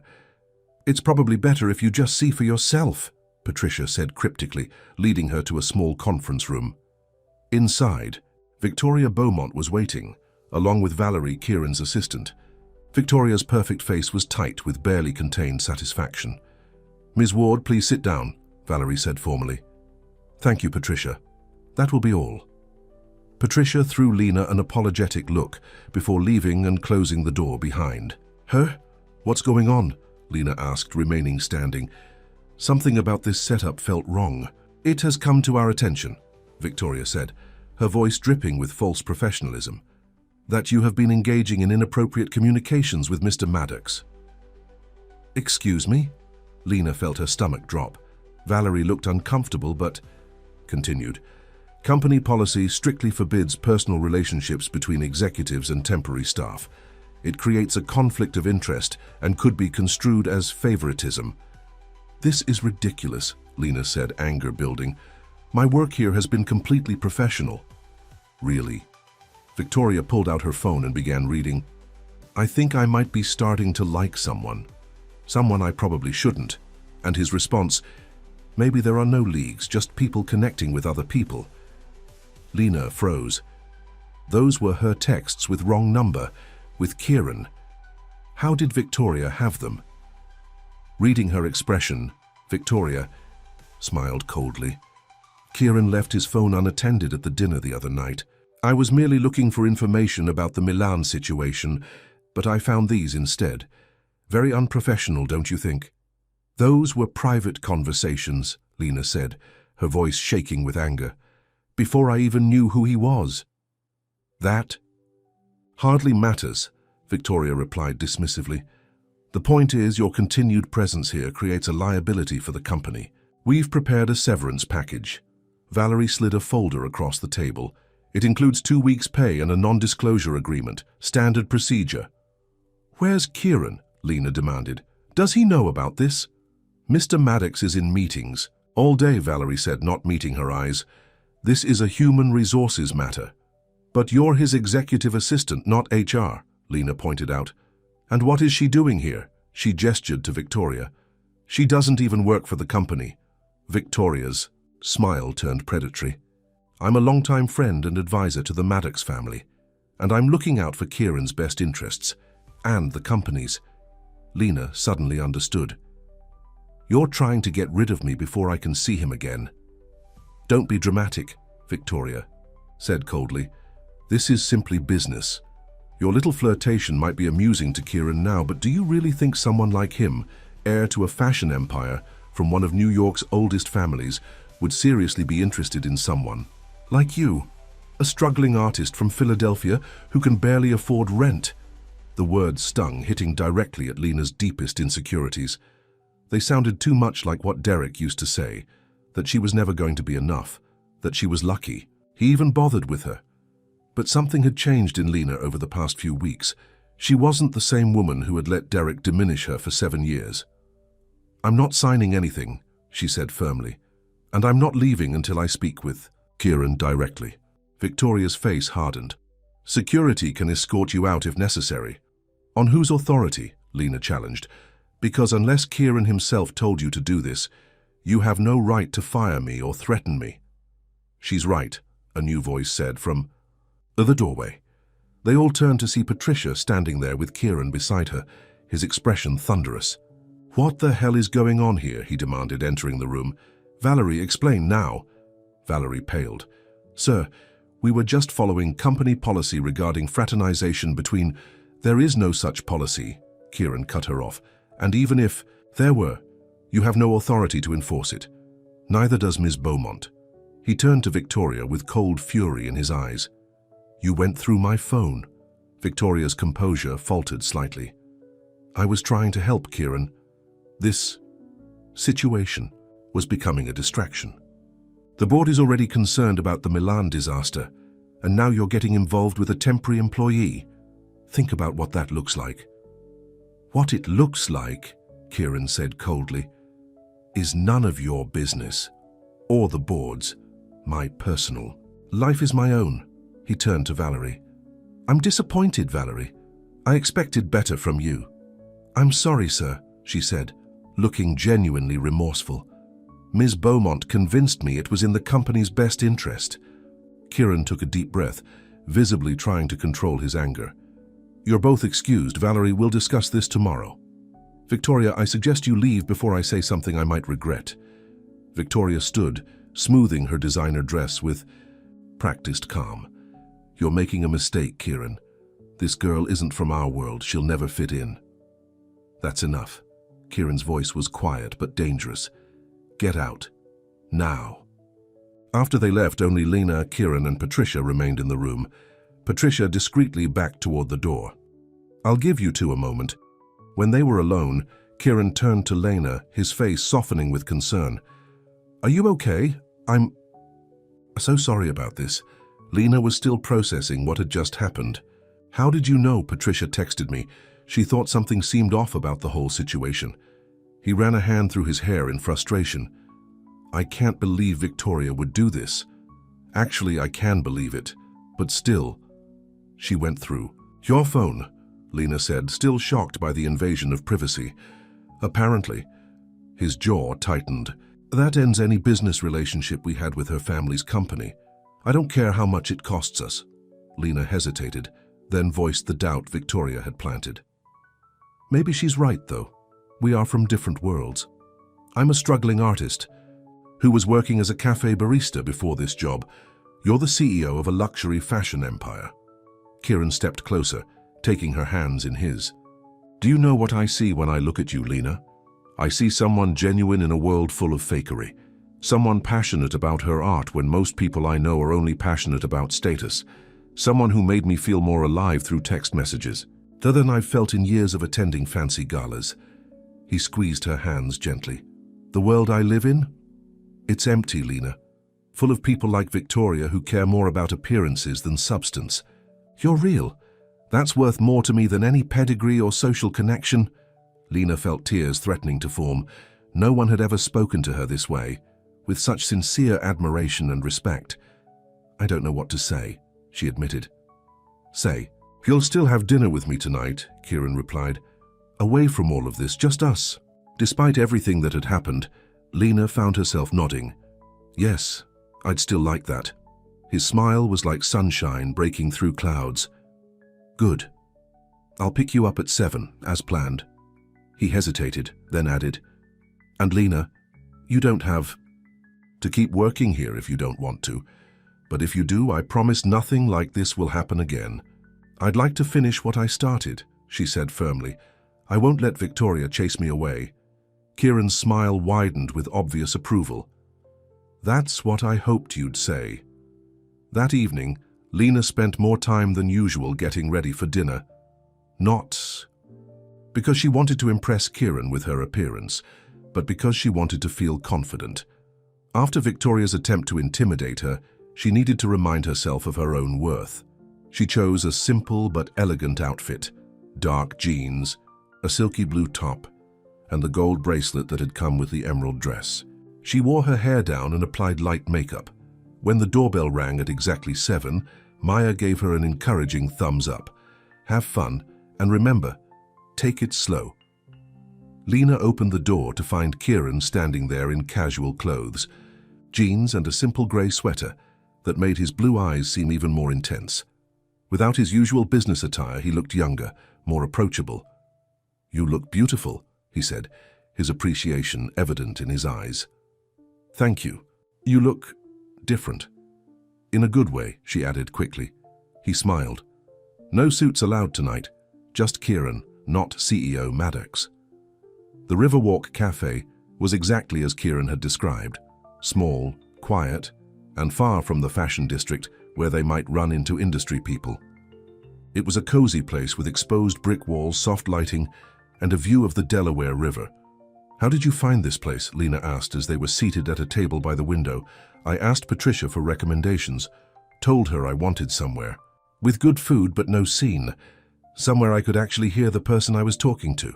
Their conversation flowed easily, moving from art to books to favorite places in the city. Kieran told her about growing up in the shadow of the family business, about his dream of being an architect, about the pressure that had come with inheriting the CEO position after his father's death. "I was supposed to work alongside him for years learning the ropes," he explained. "But then he had a heart attack and suddenly I was in charge. I've been trying to prove myself ever since." "Is that why the Milan situation has you so stressed?" Lena asked gently. Kieran nodded. "Our spring collection didn't perform well. The board is questioning my leadership. Some of them were my father's friends, and they've never fully accepted me." "That must be hard," Lena said sympathetically. "Enough about my problems," Kieran said with a smile. "Tell me about your painting. I want to hear about what makes you light up inside." No one had ever asked Lena about her art with such genuine interest, not even Derek, who had dismissed it as a hobby. She found herself telling Kieran about her technique, her influences, her dream of someday having a gallery show. "I'd love to see your work sometime," he said when she finished. "The real pieces, not just photos." "You would?" Lena was surprised. "They're not exactly fashion-forward, just landscapes mostly." "But they're yours," he said simply. "That makes them interesting to me." After dinner, they walked along the riverfront talking about everything and nothing. When Lena shivered in the cool night air, Kieran slipped off his jacket and placed it around her shoulders, a gesture so simple but so considerate that it made her heart swell. "Can I ask you something?" she said as they paused to look out at the water. "That first text I sent you by accident, why did you answer it? Most people would have just ignored it." Kieran was quiet for a moment, considering. "Honestly, I was on that red-eye from Milan, feeling like a failure over the fashion show, dreading the board meeting waiting for me in New York. And then your message arrived, this raw, honest declaration of self-worth from a complete stranger." He turned to face her, his expression serious. "You wrote about wanting love that feels like home, not a battlefield, and it hit me that I couldn't remember the last time anything in my life felt like home. My work, my relationships, they were all battlefields. Your words woke something up in me." Lena was deeply moved by his confession. "And now, does anything feel like home to you now?" Kieran reached out slowly, giving her time to pull away if she wanted, and tucked a strand of hair behind her ear. "This does," he said softly. "Talking with you, being with you. It feels like somewhere I want to stay." He was close enough now that she could feel the warmth of his breath. His eyes asked a silent question, and Lena answered by closing the distance between them. The kiss was gentle at first, tentative. Then Kieran's arms wrapped around her waist, drawing her closer, and Lena found herself melting into him. It felt right in a way nothing ever had before, like coming home after a long journey. When they finally broke apart, both slightly breathless, Kieran pressed his forehead against hers. "I've been wanting to do that since the moment I saw you at the convention center," Lena smiled. "Even before you knew I was your wrong number?" "Even then," he confirmed. "Finding out you were the same person just made it feel like fate." As he walked her to her door later that night, Lena felt a contentment she hadn't experienced in years. Whatever happened next, whatever challenges they might face because of their different backgrounds, she knew one thing for certain. The connection between them was real. "I'm heading back to New York tomorrow," Kieran said as they reached Maya's apartment building. "The charity show is in good hands with Patricia, And I have that board meeting I can't postpone again. Lena nodded, trying not to show her disappointment. Of course, you have a company to run. But I'd like to come back next weekend, he continued. Maybe you could show me your paintings and some of your favorite places in Philadelphia. I'd like that, Lena said, her heart lifting. Kieran kissed her once more, a gentle promise of more to come. Good night, Lena. Good night, wrong number, she replied with a smile. As she watched him walk back to his car, Lena's phone buzzed with a new text. It was from Kieran. Thank you for taking a chance on me, on us. I'll text you tomorrow. Lena hugged the phone to her chest, feeling like her heart might burst with happiness. From an accidental text to this, life really could change in an instant. From his car, Kieran watched Lena enter her building, a smile playing on his lips. For the first time since his father's death, he felt light, hopeful. Whatever challenges awaited him in New York, the board meeting, the fallout from Milan, Victoria's inevitable attempts to cause trouble, they seemed manageable now, because now he had something worth fighting for. Someone who made him feel like the man he wanted to be, not just the CEO he had to be. As he drove toward his hotel, he made a silent promise to himself and to Lena. This time, there would be no more secrets between them, only truth and the chance to build something real together, something that felt like home. The next 2 weeks were a whirlwind for Lena. The charity fashion show was a massive success, generating record donations and glowing press coverage. Her redesigned presentation boards and her work on the finale dress had been specifically mentioned in several industry publications. Even more exciting, Helena Frost from Style Quarterly had followed through on her interest in Lena's artwork. After viewing her portfolio, Helena had commissioned Lena to create 2 paintings for a feature on emerging artists in the magazine's next issue. I still can't believe this is happening, Lena told Maya, as she prepared one of her best landscape paintings to be photographed for the magazine. A month ago, I was serving lattes and feeling trapped with Derek. Now I'm being featured in Style, Quarterly, and dating Kieran Maddox. Dating long distance, Maya corrected with a smile. When is he coming back to Philly? This weekend, Lena said, unable to keep the excitement from her voice. He has meetings on Friday, but he's staying through Sunday. Since returning to New York, Kieran had texted or called Lena every day.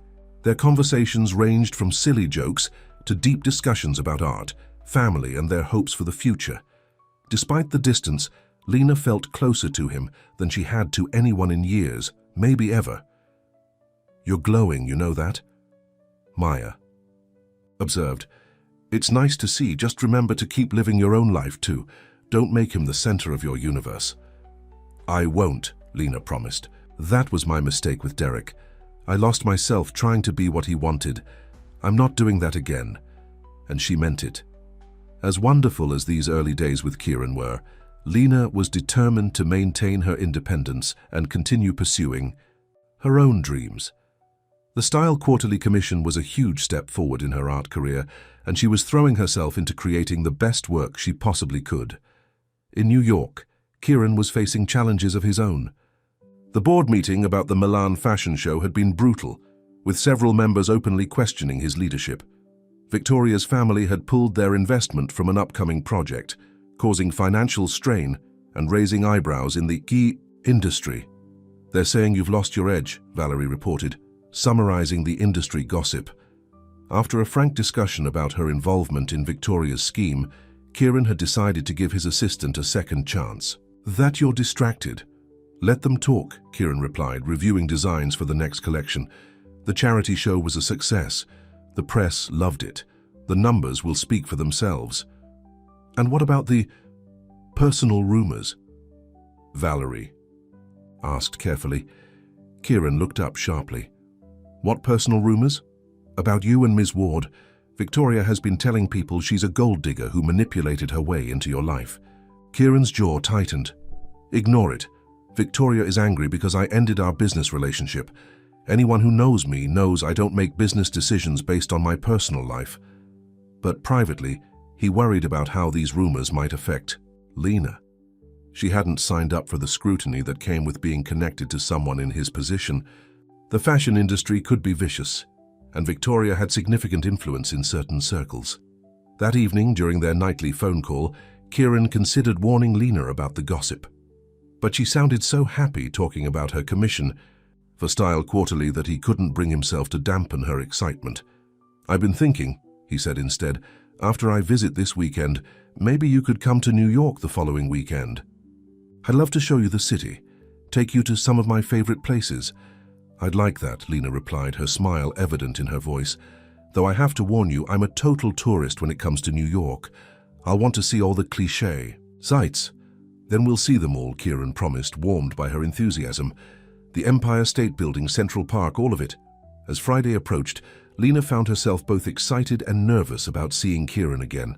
Their first dinner date had been magical, but now that they were officially dating, the reality of their different worlds loomed larger in her mind. When the doorbell rang Friday evening, Lena's heart raced. She opened the door to find Kieran, standing there looking slightly rumpled from travel but still handsome in a casual button-down and jeans. "Hi," she said, suddenly shy. "Hi," he replied, his eyes drinking her in. Then he stepped forward and pulled her into a kiss that erased any awkwardness. "I missed you," he murmured against her lips. "It's only been 2 weeks," Lena laughed softly. 2 weeks too long. They had dinner at a small Italian restaurant in Lena's neighborhood, far from the upscale establishments Kieran usually frequented. He seemed to enjoy the relaxed atmosphere, the way the owner greeted Lena by name and insisted on bringing them his special tiramisu for dessert. "This is nice," Kieran said, looking around the cozy space. "Real. No one trying to impress anyone or be impressed." "Is that what it's like for you usually?" Lena asked. "Everyone always trying to impress you?" Kieran nodded, his expression turning thoughtful. "Since my father died, definitely. Before that, I was just the heir apparent, important but not the final decision maker. Now everyone wants something from me, a job, an investment, a connection. It gets exhausting never knowing if people are being genuine." "Is that why you kept texting me?" Lena asked. "Because I didn't know who you were." "Partly," he admitted, "but mostly because you were just real, honest in a way people rarely are. Even before I knew who you were in person, I felt like I knew the real you." The next day, Lena took Kieran to her small art studio, a converted garage she rented on the outskirts of the city. It was cluttered but organized, with canvases in various stages of completion propped against the walls and shelves filled with paints and supplies. "So this is where the magic happens," Kieran said, looking around with genuine interest. "Hardly magic," Lena replied with a self-conscious laugh. "Just a lot of trial and error." Kieran moved slowly around the space, studying each painting with careful attention. He stopped in front of a large canvas that showed a stormy seascape, the waves captured in swirls of deep blue and grey. "This is incredible," he said softly. "You can almost feel the power of the water." Lena came to stand beside him. "That's one of my favorites. I painted it after a trip to the Jersey Shore during a storm. The ocean was so wild that day, beautiful and terrifying at the same time." "Like life," Kieran mused. "The most beautiful. Things often come with an element of danger."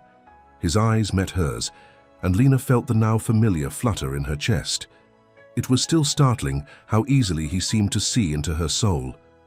"This one's new," he said, moving to an unfinished canvas on her easel. It was the painting she had started in the park after discovering his identity, the swirling patterns of blue and green. "It's different from your other work," he observed. Lena nodded.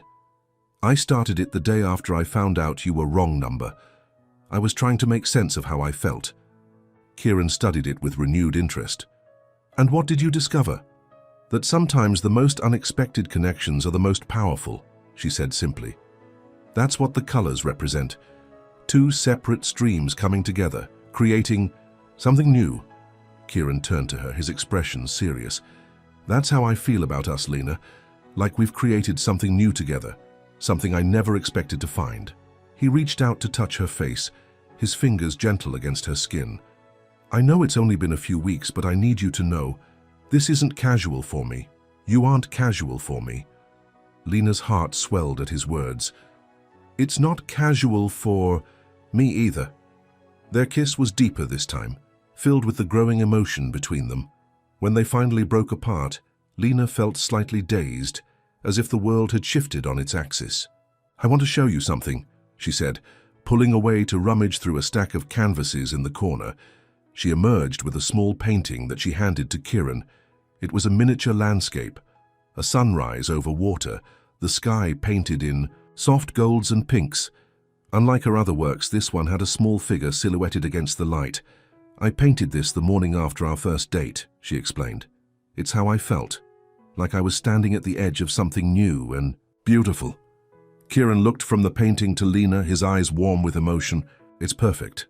Would you consider selling it to me? I'd love to have it in my office in New York." Lena smiled, touched by the request. "I'd rather give it to you, as a gift." "Are you sure?" he asked. "Positive. Just promise me you'll hang it somewhere you can see it every day." "I promise," he said solemnly. "It will be the first thing I see when I sit down at my desk." The weekend passed too quickly. They explored Philadelphia together, Lena showing Kieran her favorite spots in the city: the quiet corner of Fairmount Park where she often painted, the tiny bookstore with the friendly cat that roamed the shelves, the hidden courtyard cafe where local artists gathered. By Sunday evening, when Kieran had to return to New York, Lena felt as if they had known each other for years instead of weeks. There was an ease between them, a natural rhythm to their conversations and silences. Alike, "I wish you didn't have to go," she said as they stood by his car. "I wish I could stay," he replied, pulling her close, "but I'll see you in New York next weekend." "I can't wait," Lena said, trying to focus on that instead of the imminent separation. After a lingering goodbye kiss, Kieran reluctantly got into his car. "I'll call you when I get back to the city," he promised through the open window.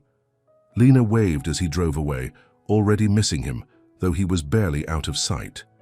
This feeling was new for her, this blend of happiness and longing. With Derek, she had often felt relief when he left. With Kieran, she wanted more time, more conversation, more of the warmth that filled her when he was near.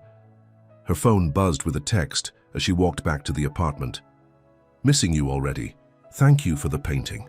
It's the best gift I've ever received." Lena smiled, typing back, "Missing you too. Drive safely, wrong number." The week crawled by as Lena focused on her commission for Style Quarterly. The deadline was approaching, and she wanted the paintings to be perfect. This opportunity could open doors for her career that she had only dreamed of before. Friday finally arrived, and Lena boarded the train to New York with a mixture of excitement and nervousness. She had visited the city before, but always as a tourist. This time she was entering Kieran's world, a world of luxury and privilege that was completely foreign to her. Kieran was waiting at Penn Station when her train arrived, his face lighting up when he spotted her in the crowd.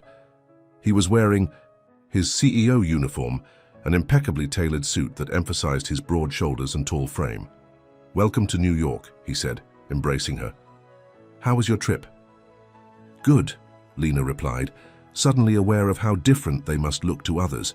Him in his designer suit, her in simple jeans and a sweater. "Fast."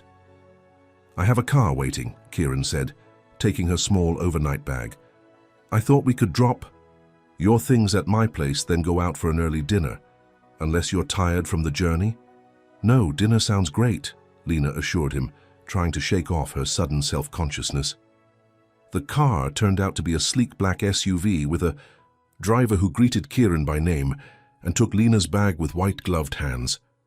"Sorry about this," Kieran said as they settled into the luxurious back seat.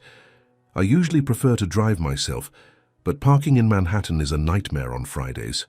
Lena nodded, looking out the window at the towering buildings and bustling streets. New York was so different from Philadelphia, bigger, louder, more intense. "Are you okay?" Kieran asked, noticing her quiet mood.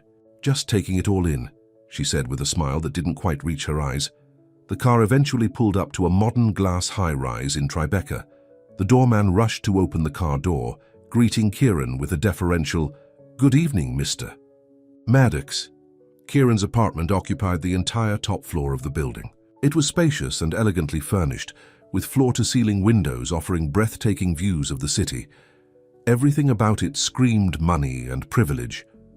"This is Impressive, Lena said, setting her bag down carefully on the pristine, marble floor. Kieran looked around as if seeing the place through her eyes for the first time. It's just a place to sleep, really. I'm barely here except to shower and change clothes most days. He showed her to the guest room, a space larger than her entire apartment in Philadelphia, where she would be staying. I thought you might want your own space, he explained. No pressure or expectations. Lena appreciated the gesture, though part of her had hoped they might share a room. It was another reminder of the gap between them. He assumed she would want her own space in this enormous apartment, while she was used to living in Maya's cramped spare bedroom. Thank you, she said, sitting on the edge of the immaculately made bed. It's lovely. Kieran frowned slightly, picking up on her subdued mood. Lena, what's wrong? You seem distant. She sighed, not wanting to spoil their weekend before it even began. It's nothing, just this is all so different from my life in Philadelphia. Your world is so intimidating, he suggested when she trailed off. Yes, she admitted. Seeing your apartment, the car with the driver, the way people treat you with such deference, it makes our differences seem more real somehow. Kieran sat beside her on the bed, taking her hand in his. Those things aren't me, Lena. They're just trappings. The real me is the person who texted with you for weeks. The person who wants love that feels like home, not a battlefield. His use of her own words from that first accidental text made Lena smile despite her anxiety. I know that logically, but it's hard not to feel out of place here. Then let's go somewhere you won't feel out of place, Kieran suggested. Forget the fancy restaurant I had reserved. Let's just walk the city and find somewhere that feels right. No drivers, no reservations, no plan. The spontaneous suggestion was exactly what Lena needed. They spent the evening exploring the West Village, eventually finding a tiny, crowded pizza place where they squeezed into a corner table and ate slices bigger than their faces. Best pizza in New York, the owner insisted when he spotted Kieran's expensive watch and tried to apologize for the humble surroundings. It really is, Kieran agreed, looking happier and more relaxed than he had all day. As they walked back toward his apartment, hand in hand through the cooling evening air, Lena felt her earlier anxiety melting away. Yes, their worlds were different. But when they were together like this, just Kieran and Lena, not CEO Maddox and his girlfriend, those differences seemed less important. Better, Kieran asked as they paused to look at the city lights reflecting on the Hudson River. Much better, Lena confirmed. Sorry for being weird earlier. Don't apologize, he said, wrapping an arm around her shoulders.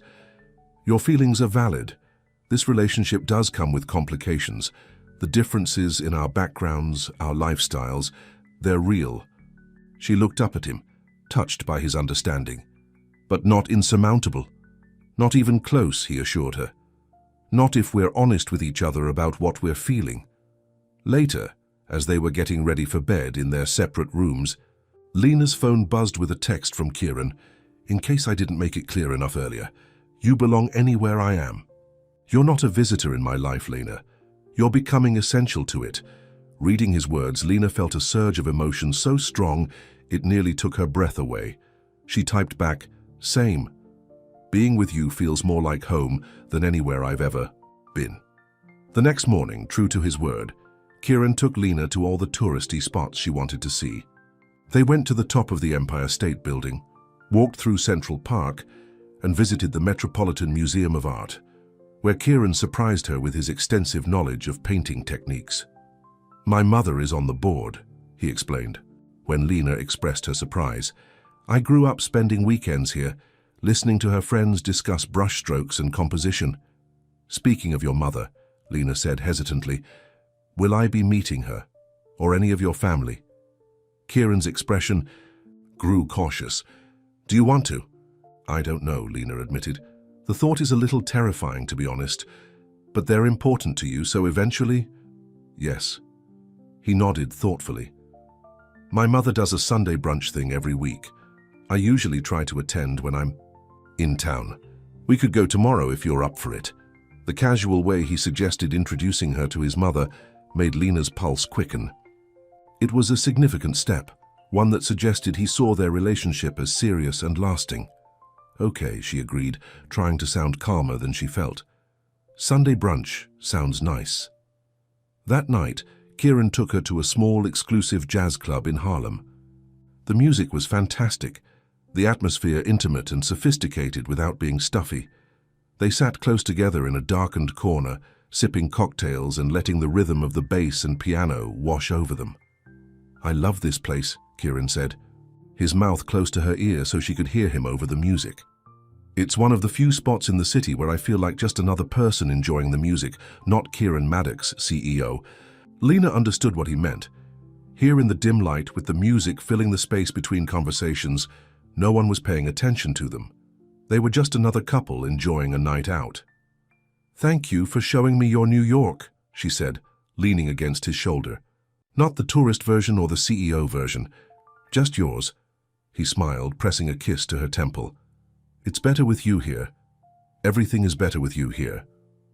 Later, when they returned to his apartment, Lena found herself reluctant to say good night and go to her separate room. Standing in the living room, looking out at the spectacular night view of the city, she felt Kieran come up behind her, his hands gently resting on her shoulders. "Penny for your thoughts?" he asked. Lena turned to face him, her heart pounding. "I was thinking that I don't want to sleep alone tonight." A flicker of desire darkened his eyes. "Are you sure? There's no rush, Lena. I meant what I said about no pressure." "I'm sure," she said, reaching up to touch his face. "I want to be with you, Kieran, all of you." His kiss was gentle at first, then increasingly urgent as the attraction that had been building between them for weeks finally broke free. They made their way to his bedroom, shedding clothes and inhibitions along the way. Later, lying in his arms as the city lights twinkled beyond the windows, Lena felt a sense of rightness, of belonging. Their physical connection had been as natural and profound as their emotional one, two people coming together as equals, regardless of the external differences in their lives.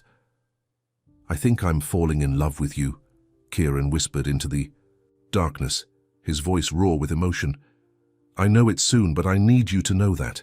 Lena's heart soared at his words. "I think I'm falling in love with you too," she admitted, turning to look into his eyes. "And it scares me a little. How fast and how deep this feels." "We can take it as slow as you need," he assured her, stroking her hair gently. "I'm not going anywhere, Lena. Whatever happens, whatever obstacles we face, I'm all in." She nestled closer against his chest, his heartbeat strong and steady under her ear. "Me too," she whispered. "All in." Sunday morning arrived with soft sunlight streaming through the bedroom windows. They had breakfast on Kieran's terrace, sharing sections of the New York Times and stealing glances at each other like teenagers. "So, about brunch with my mother," Kieran said, as they were clearing the dishes. "We don't have to go if you're not ready. I can make an excuse." Lena took a deep breath. "No, I want to go. I'm nervous, but hiding from it won't make it any easier." "She'll love you," Kieran assured her, though a hint of doubt in his eyes suggested he wasn't entirely certain. "Just be yourself. That's who I fell for after all." Eleanor Maddox lived in a stately brownstone on the Upper East Side. As their car pulled up outside, Lena felt her nervousness return full force. "Your mother lives here alone?" she asked, staring at the imposing building. "Since my father died, yes," Kieran replied. "Though alone is relative. There's a full staff, housekeeper, cook, driver." Before Lena could process that information, the front door opened to reveal an elegant woman in her early 60s.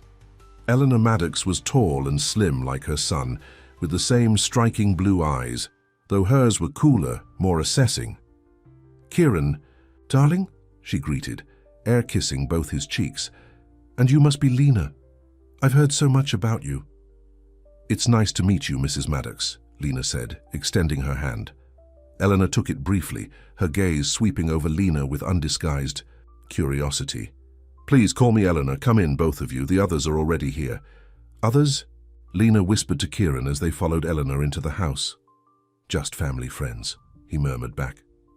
Mother's Sunday brunches are something of a social institution. The just family friends turned out to be about 20 well-dressed people, mingling in an enormous, elegantly appointed living room. Conversations paused briefly as they entered, curious eyes turning to assess Lena. "Everyone, you know my son Kieran," Eleanor announced, "and this is his friend, Lena Ward." Friend. The diminishment of their relationship wasn't lost on Lena, but she smiled politely as Kieran guided her through a series of introductions. Most of the guests were Eleanor's age or older, board members of various cultural institutions. Old, family friends, and a few younger people who seemed to be their children. "Kieran tells me you're an artist," Eleanor said as they were seated for brunch, positioning Lena between herself and an elderly man who had been introduced as a retired judge. "Yes, I paint landscapes mostly," Lena replied, trying not to be intimidated by the formal table setting with multiple forks and crystal glasses. "How interesting," Eleanor said in a tone that suggested it was anything but. "And you're from Philadelphia?" "Born and raised," Lena confirmed. "My father was a high school teacher, and my mother works as a nurse." "How wholesome," Eleanor commented, her eyes flickering to her son. The meal progressed with Eleanor subtly but persistently highlighting the differences between Lena's background and the world the Maddox family inhabited. Each question seemed designed to remind everyone at the table that Lena was an outsider. "And where did you attend university, Lena?" asked a woman who had been introduced as the head of a prestigious art foundation. "Temple," Lena replied. "On scholarship." "Temple," the woman repeated, exchanging a glance with Eleanor. "I don't believe we have any Temple graduates on our foundation board." "Their art program is excellent," Kieran interjected firmly. "Lena's work was recently commissioned by Style Quarterly for their Emerging Artists feature." That piece of information caused a ripple of reassessment among the guests. Style Quarterly was respected, even in these rarefied circles. "Helena Frost has always had an eye for untapped talent," Eleanor conceded, her tone marginally warmer. Throughout the meal, Kieran kept a protective hand on Lena's back or knee, silently offering support. She appreciated the gesture, but it also highlighted how out of place she felt. This was his world, a world of old money, connections, and unspoken social rules she didn't understand. After brunch, Eleanor suggested Kieran give Lena a tour of the house, while she spoke with some of her guests about an upcoming charity event. "I'm sorry about that," Kieran said once they were alone, walking through a hallway lined with what appeared to be original artwork by famous painters. "Mother can be difficult with new people." "She doesn't approve of me," Lena said quietly. "It wasn't a question," Kieran sighed. "She doesn't know you yet, and she's protective of me, especially since my father died." Protective or controlling? The words slipped out before Lena could stop them. To her relief, Kieran didn't seem offended. "Both probably, but her opinion isn't what matters to me, Lena, you are." He led her into a sunlit study filled with books and family photographs. "This was my father's favorite room. He used to say it was the only place in the house where he could truly think." Lena studied the photos, Kieran as a serious-looking child in a prep school uniform, a younger Eleanor, softer somehow, laughing on a yacht, an older man with Kieran's strong jaw and kind eyes. "You look like him," she observed, picking up a frame that showed Kieran and his father at what appeared to be a college graduation. "I try to be like him too," Kieran said, his voice tinged with sadness. "He built the company, but he never let it consume him the way I have. He made time for family, for friends, for the things that brought him joy." "What brings you joy?" Lena asked, setting the photo down carefully. Kieran looked at her, his eyes softening. "You do. Art does. The sketching I've started doing again." He paused, considering. "I think I lost sight of those things after he died. The company became everything because it was all I had left of him." The vulnerability in his admission touched Lena deeply. This was the real Kieran, not the polished CEO or Eleanor's dutiful son, but the man who had connected with her through those text messages. "Thank you for sharing that with me," she said, taking his hand. "And for bringing me here today, even though it wasn't easy." He squeezed her hand gratefully. "I want you in all parts of my life, Lena, the good and the complicated." When they returned to the main room, most of the guests had departed. Eleanor was sitting alone on a brocade sofa, studying something on her tablet. "There you are," she said, looking up. "Did you enjoy the tour, Lena?" "Yes, your home is beautiful," Lena replied honestly. "The art collection is amazing." "Thank you. It was my husband's passion." Eleanor set down her tablet. "Kieran, would you mind checking with Mrs. Abernathy about the dessert? She mentioned something about the soufflés." It was a transparent attempt to speak with Lena alone, but Kieran hesitated only briefly before nodding. "I'll be right back," he told Lena, a question in his eyes. "It's fine," she assured him. She could handle Eleanor Maddox for a few minutes. Once Kieran was out of earshot, Eleanor's pleasant expression faded. "Let me be direct, Lena. I'm sure you're a lovely young woman, but you must realize how different your world is from Kieran's." "I'm aware of our different backgrounds," Lena acknowledged calmly. "It's more than background," Eleanor continued. "It's about understanding the obligations and expectations that come with the Maddox name. Kieran isn't just any young man. He's the CEO of a company that employs thousands of people. His decisions affect lives." "I know how seriously he takes that responsibility," Lena said. "It's one of the things I admire most about him." Eleanor's eyebrows rose slightly, as if surprised by Lena's response. "Yes, well, the point is, Kieran needs someone who understands his world, who can support him in it, someone who won't distract him from his duties." "Like Victoria Beaumont?" Lena suggested, unable to keep a hint of edge from her voice. "Victoria comes from a family that has been connected to ours for generations," Eleanor confirmed. "She understands the demands of Kieran's position." "With all due respect, Mrs. Maddox," Lena said, straightening her shoulders, "I may not come from your world, but I understand Kieran in ways Victoria never could. I see him, not just the CEO or the Maddox heir, but the man who wants to be an architect who sketches buildings late at night, who wants love that feels like home." Eleanor's composure slipped for a moment, genuine surprise flickering across her face. "He told you about the architecture?" "Yes," Lena said simply. "He tells me a lot of things." Before Eleanor could respond, Kieran returned. "The soufflés are fine, Mother, but we should probably be going soon. Lena's train back to Philadelphia leaves in a couple of hours."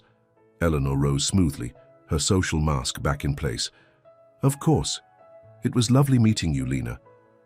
Her tone was polite, but non-committal. "Thank you for having me," Lena replied with equal politeness. As they left the brownstone, Kieran asked anxiously, "What did my mother say to you?" "Just what I expected," Lena said with a small smile. "That I'm not good enough for you. That I don't understand your world." Kieran's jaw tightened. "I'm sorry. I'll talk to her." "Don't," Lena said, surprising him. "She loves you and wants what's best for you. We just disagree about what that is." He studied her face with a mixture of admiration and concern. "You're taking this remarkably well." "Because I know who you are," Lena explained. "Not the person your mother thinks needs protecting, but the real you. The man who answered a wrong number text because something in my words spoke to him." Kieran pulled her into a tight embrace right there on the sidewalk. "Have I told you today that I'm falling in love with you?" he murmured against her hair. "You might have mentioned it," Lena replied, her heart full despite the difficult morning.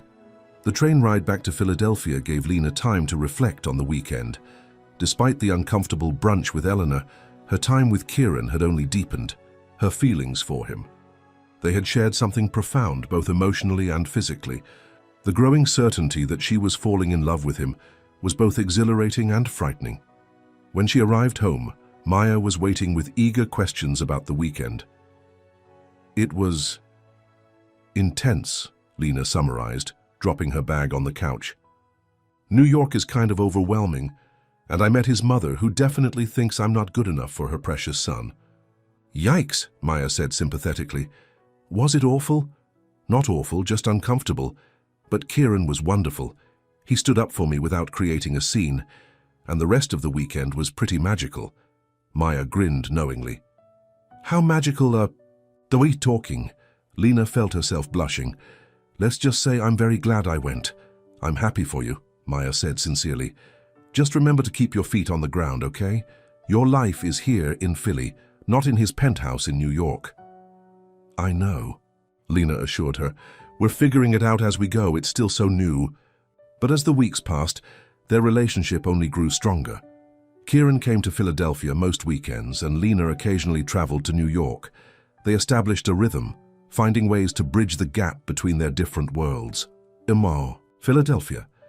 They explored the city like locals, visiting small galleries, trying neighborhood restaurants, spending quiet evenings at Maya's apartment watching movies. In New York, Kieran introduced Lena to parts of the city tourists rarely saw, while also making sure she had space in his life, hanging her painting prominently in his office and clearing out a drawer for her things in his apartment.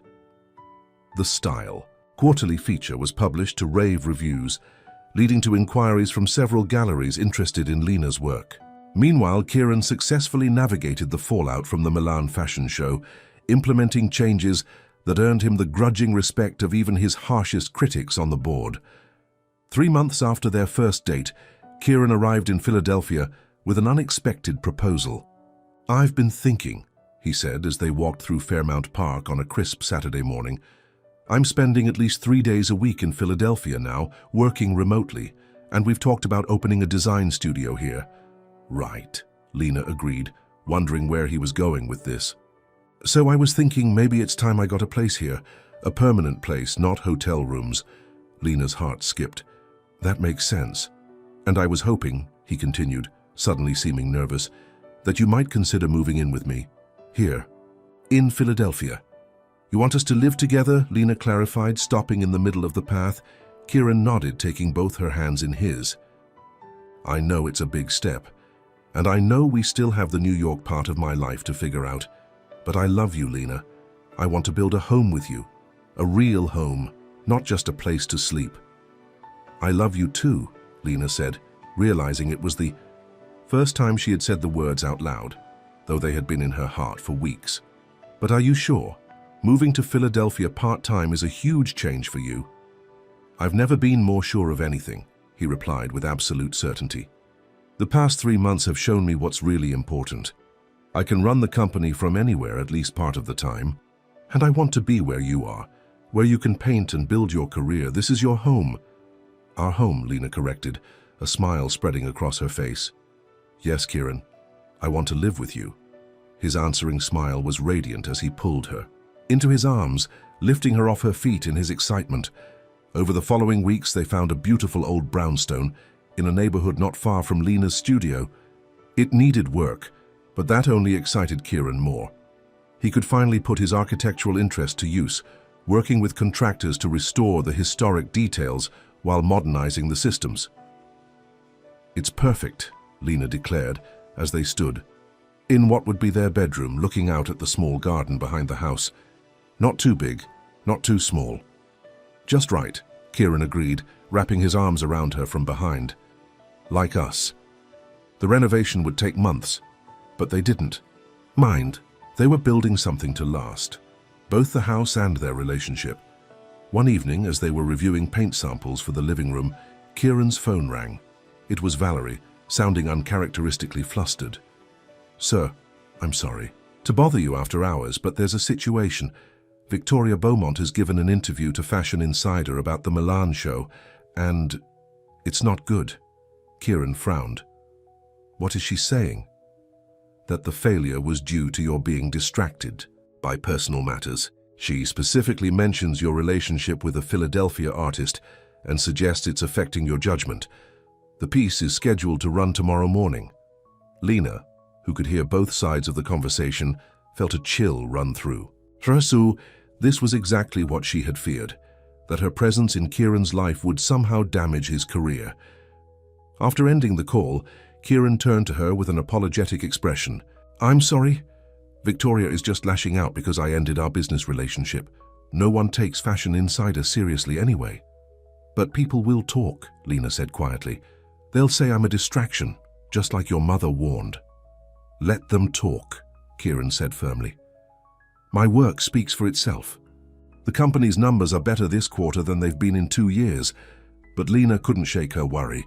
The next morning, the article appeared online, even more vicious than they had expected. Victoria portrayed Kieran as a CEO who had lost his edge, distracted by a fling with a struggling artist that was affecting his ability to make sound business decisions. The fashion world buzzed with the gossip. Kieran tried to shield Lena from the worst of it, but she couldn't help seeing the comments online, the speculative articles about who she was and whether she was using Kieran for his connections in the art world. "This will blow over," Kieran assured her. "Victoria doesn't have the influence she thinks she does, but the damage had been done." Lena found herself questioning everything, whether she was good for Kieran, whether their relationship was worth the professional cost to him, whether they had been foolish to think they could bridge their different worlds. 2 days after the Ichimwa article appeared, Lena was at her studio trying to lose herself in her painting when there was a knock at the door. To her shock, she opened it to find Eleanor Maddox standing there. "May I come in?" Eleanor asked, her expression unreadable. "Of course," Lena said, stepping aside to let her enter. "Kieran isn't here." "I know. I wanted to speak with you alone." Lena's heart sank. Had Eleanor come to tell her to stay away from Kieran? To offer her money to end the relationship? "I imagine you think I'm here to issue some sort of ultimatum," Eleanor said, as if reading her thoughts. But that's not the case. She moved through the studio, studying Lena's paintings with genuine interest. "These are quite good. I can see why Helena Frost was impressed." "Thank you," Lena said cautiously, unsure where this was going. Eleanor turned to face her directly. "I owe you an apology, Lena. When we met, I was quick to judge you based on superficial differences. I assumed you were with my son because of what he could offer you professionally or financially." "And now?" Lena asked. "Now I've seen how happy he is with you, how focused and energized he's been these past months, despite spending half his time in Philadelphia.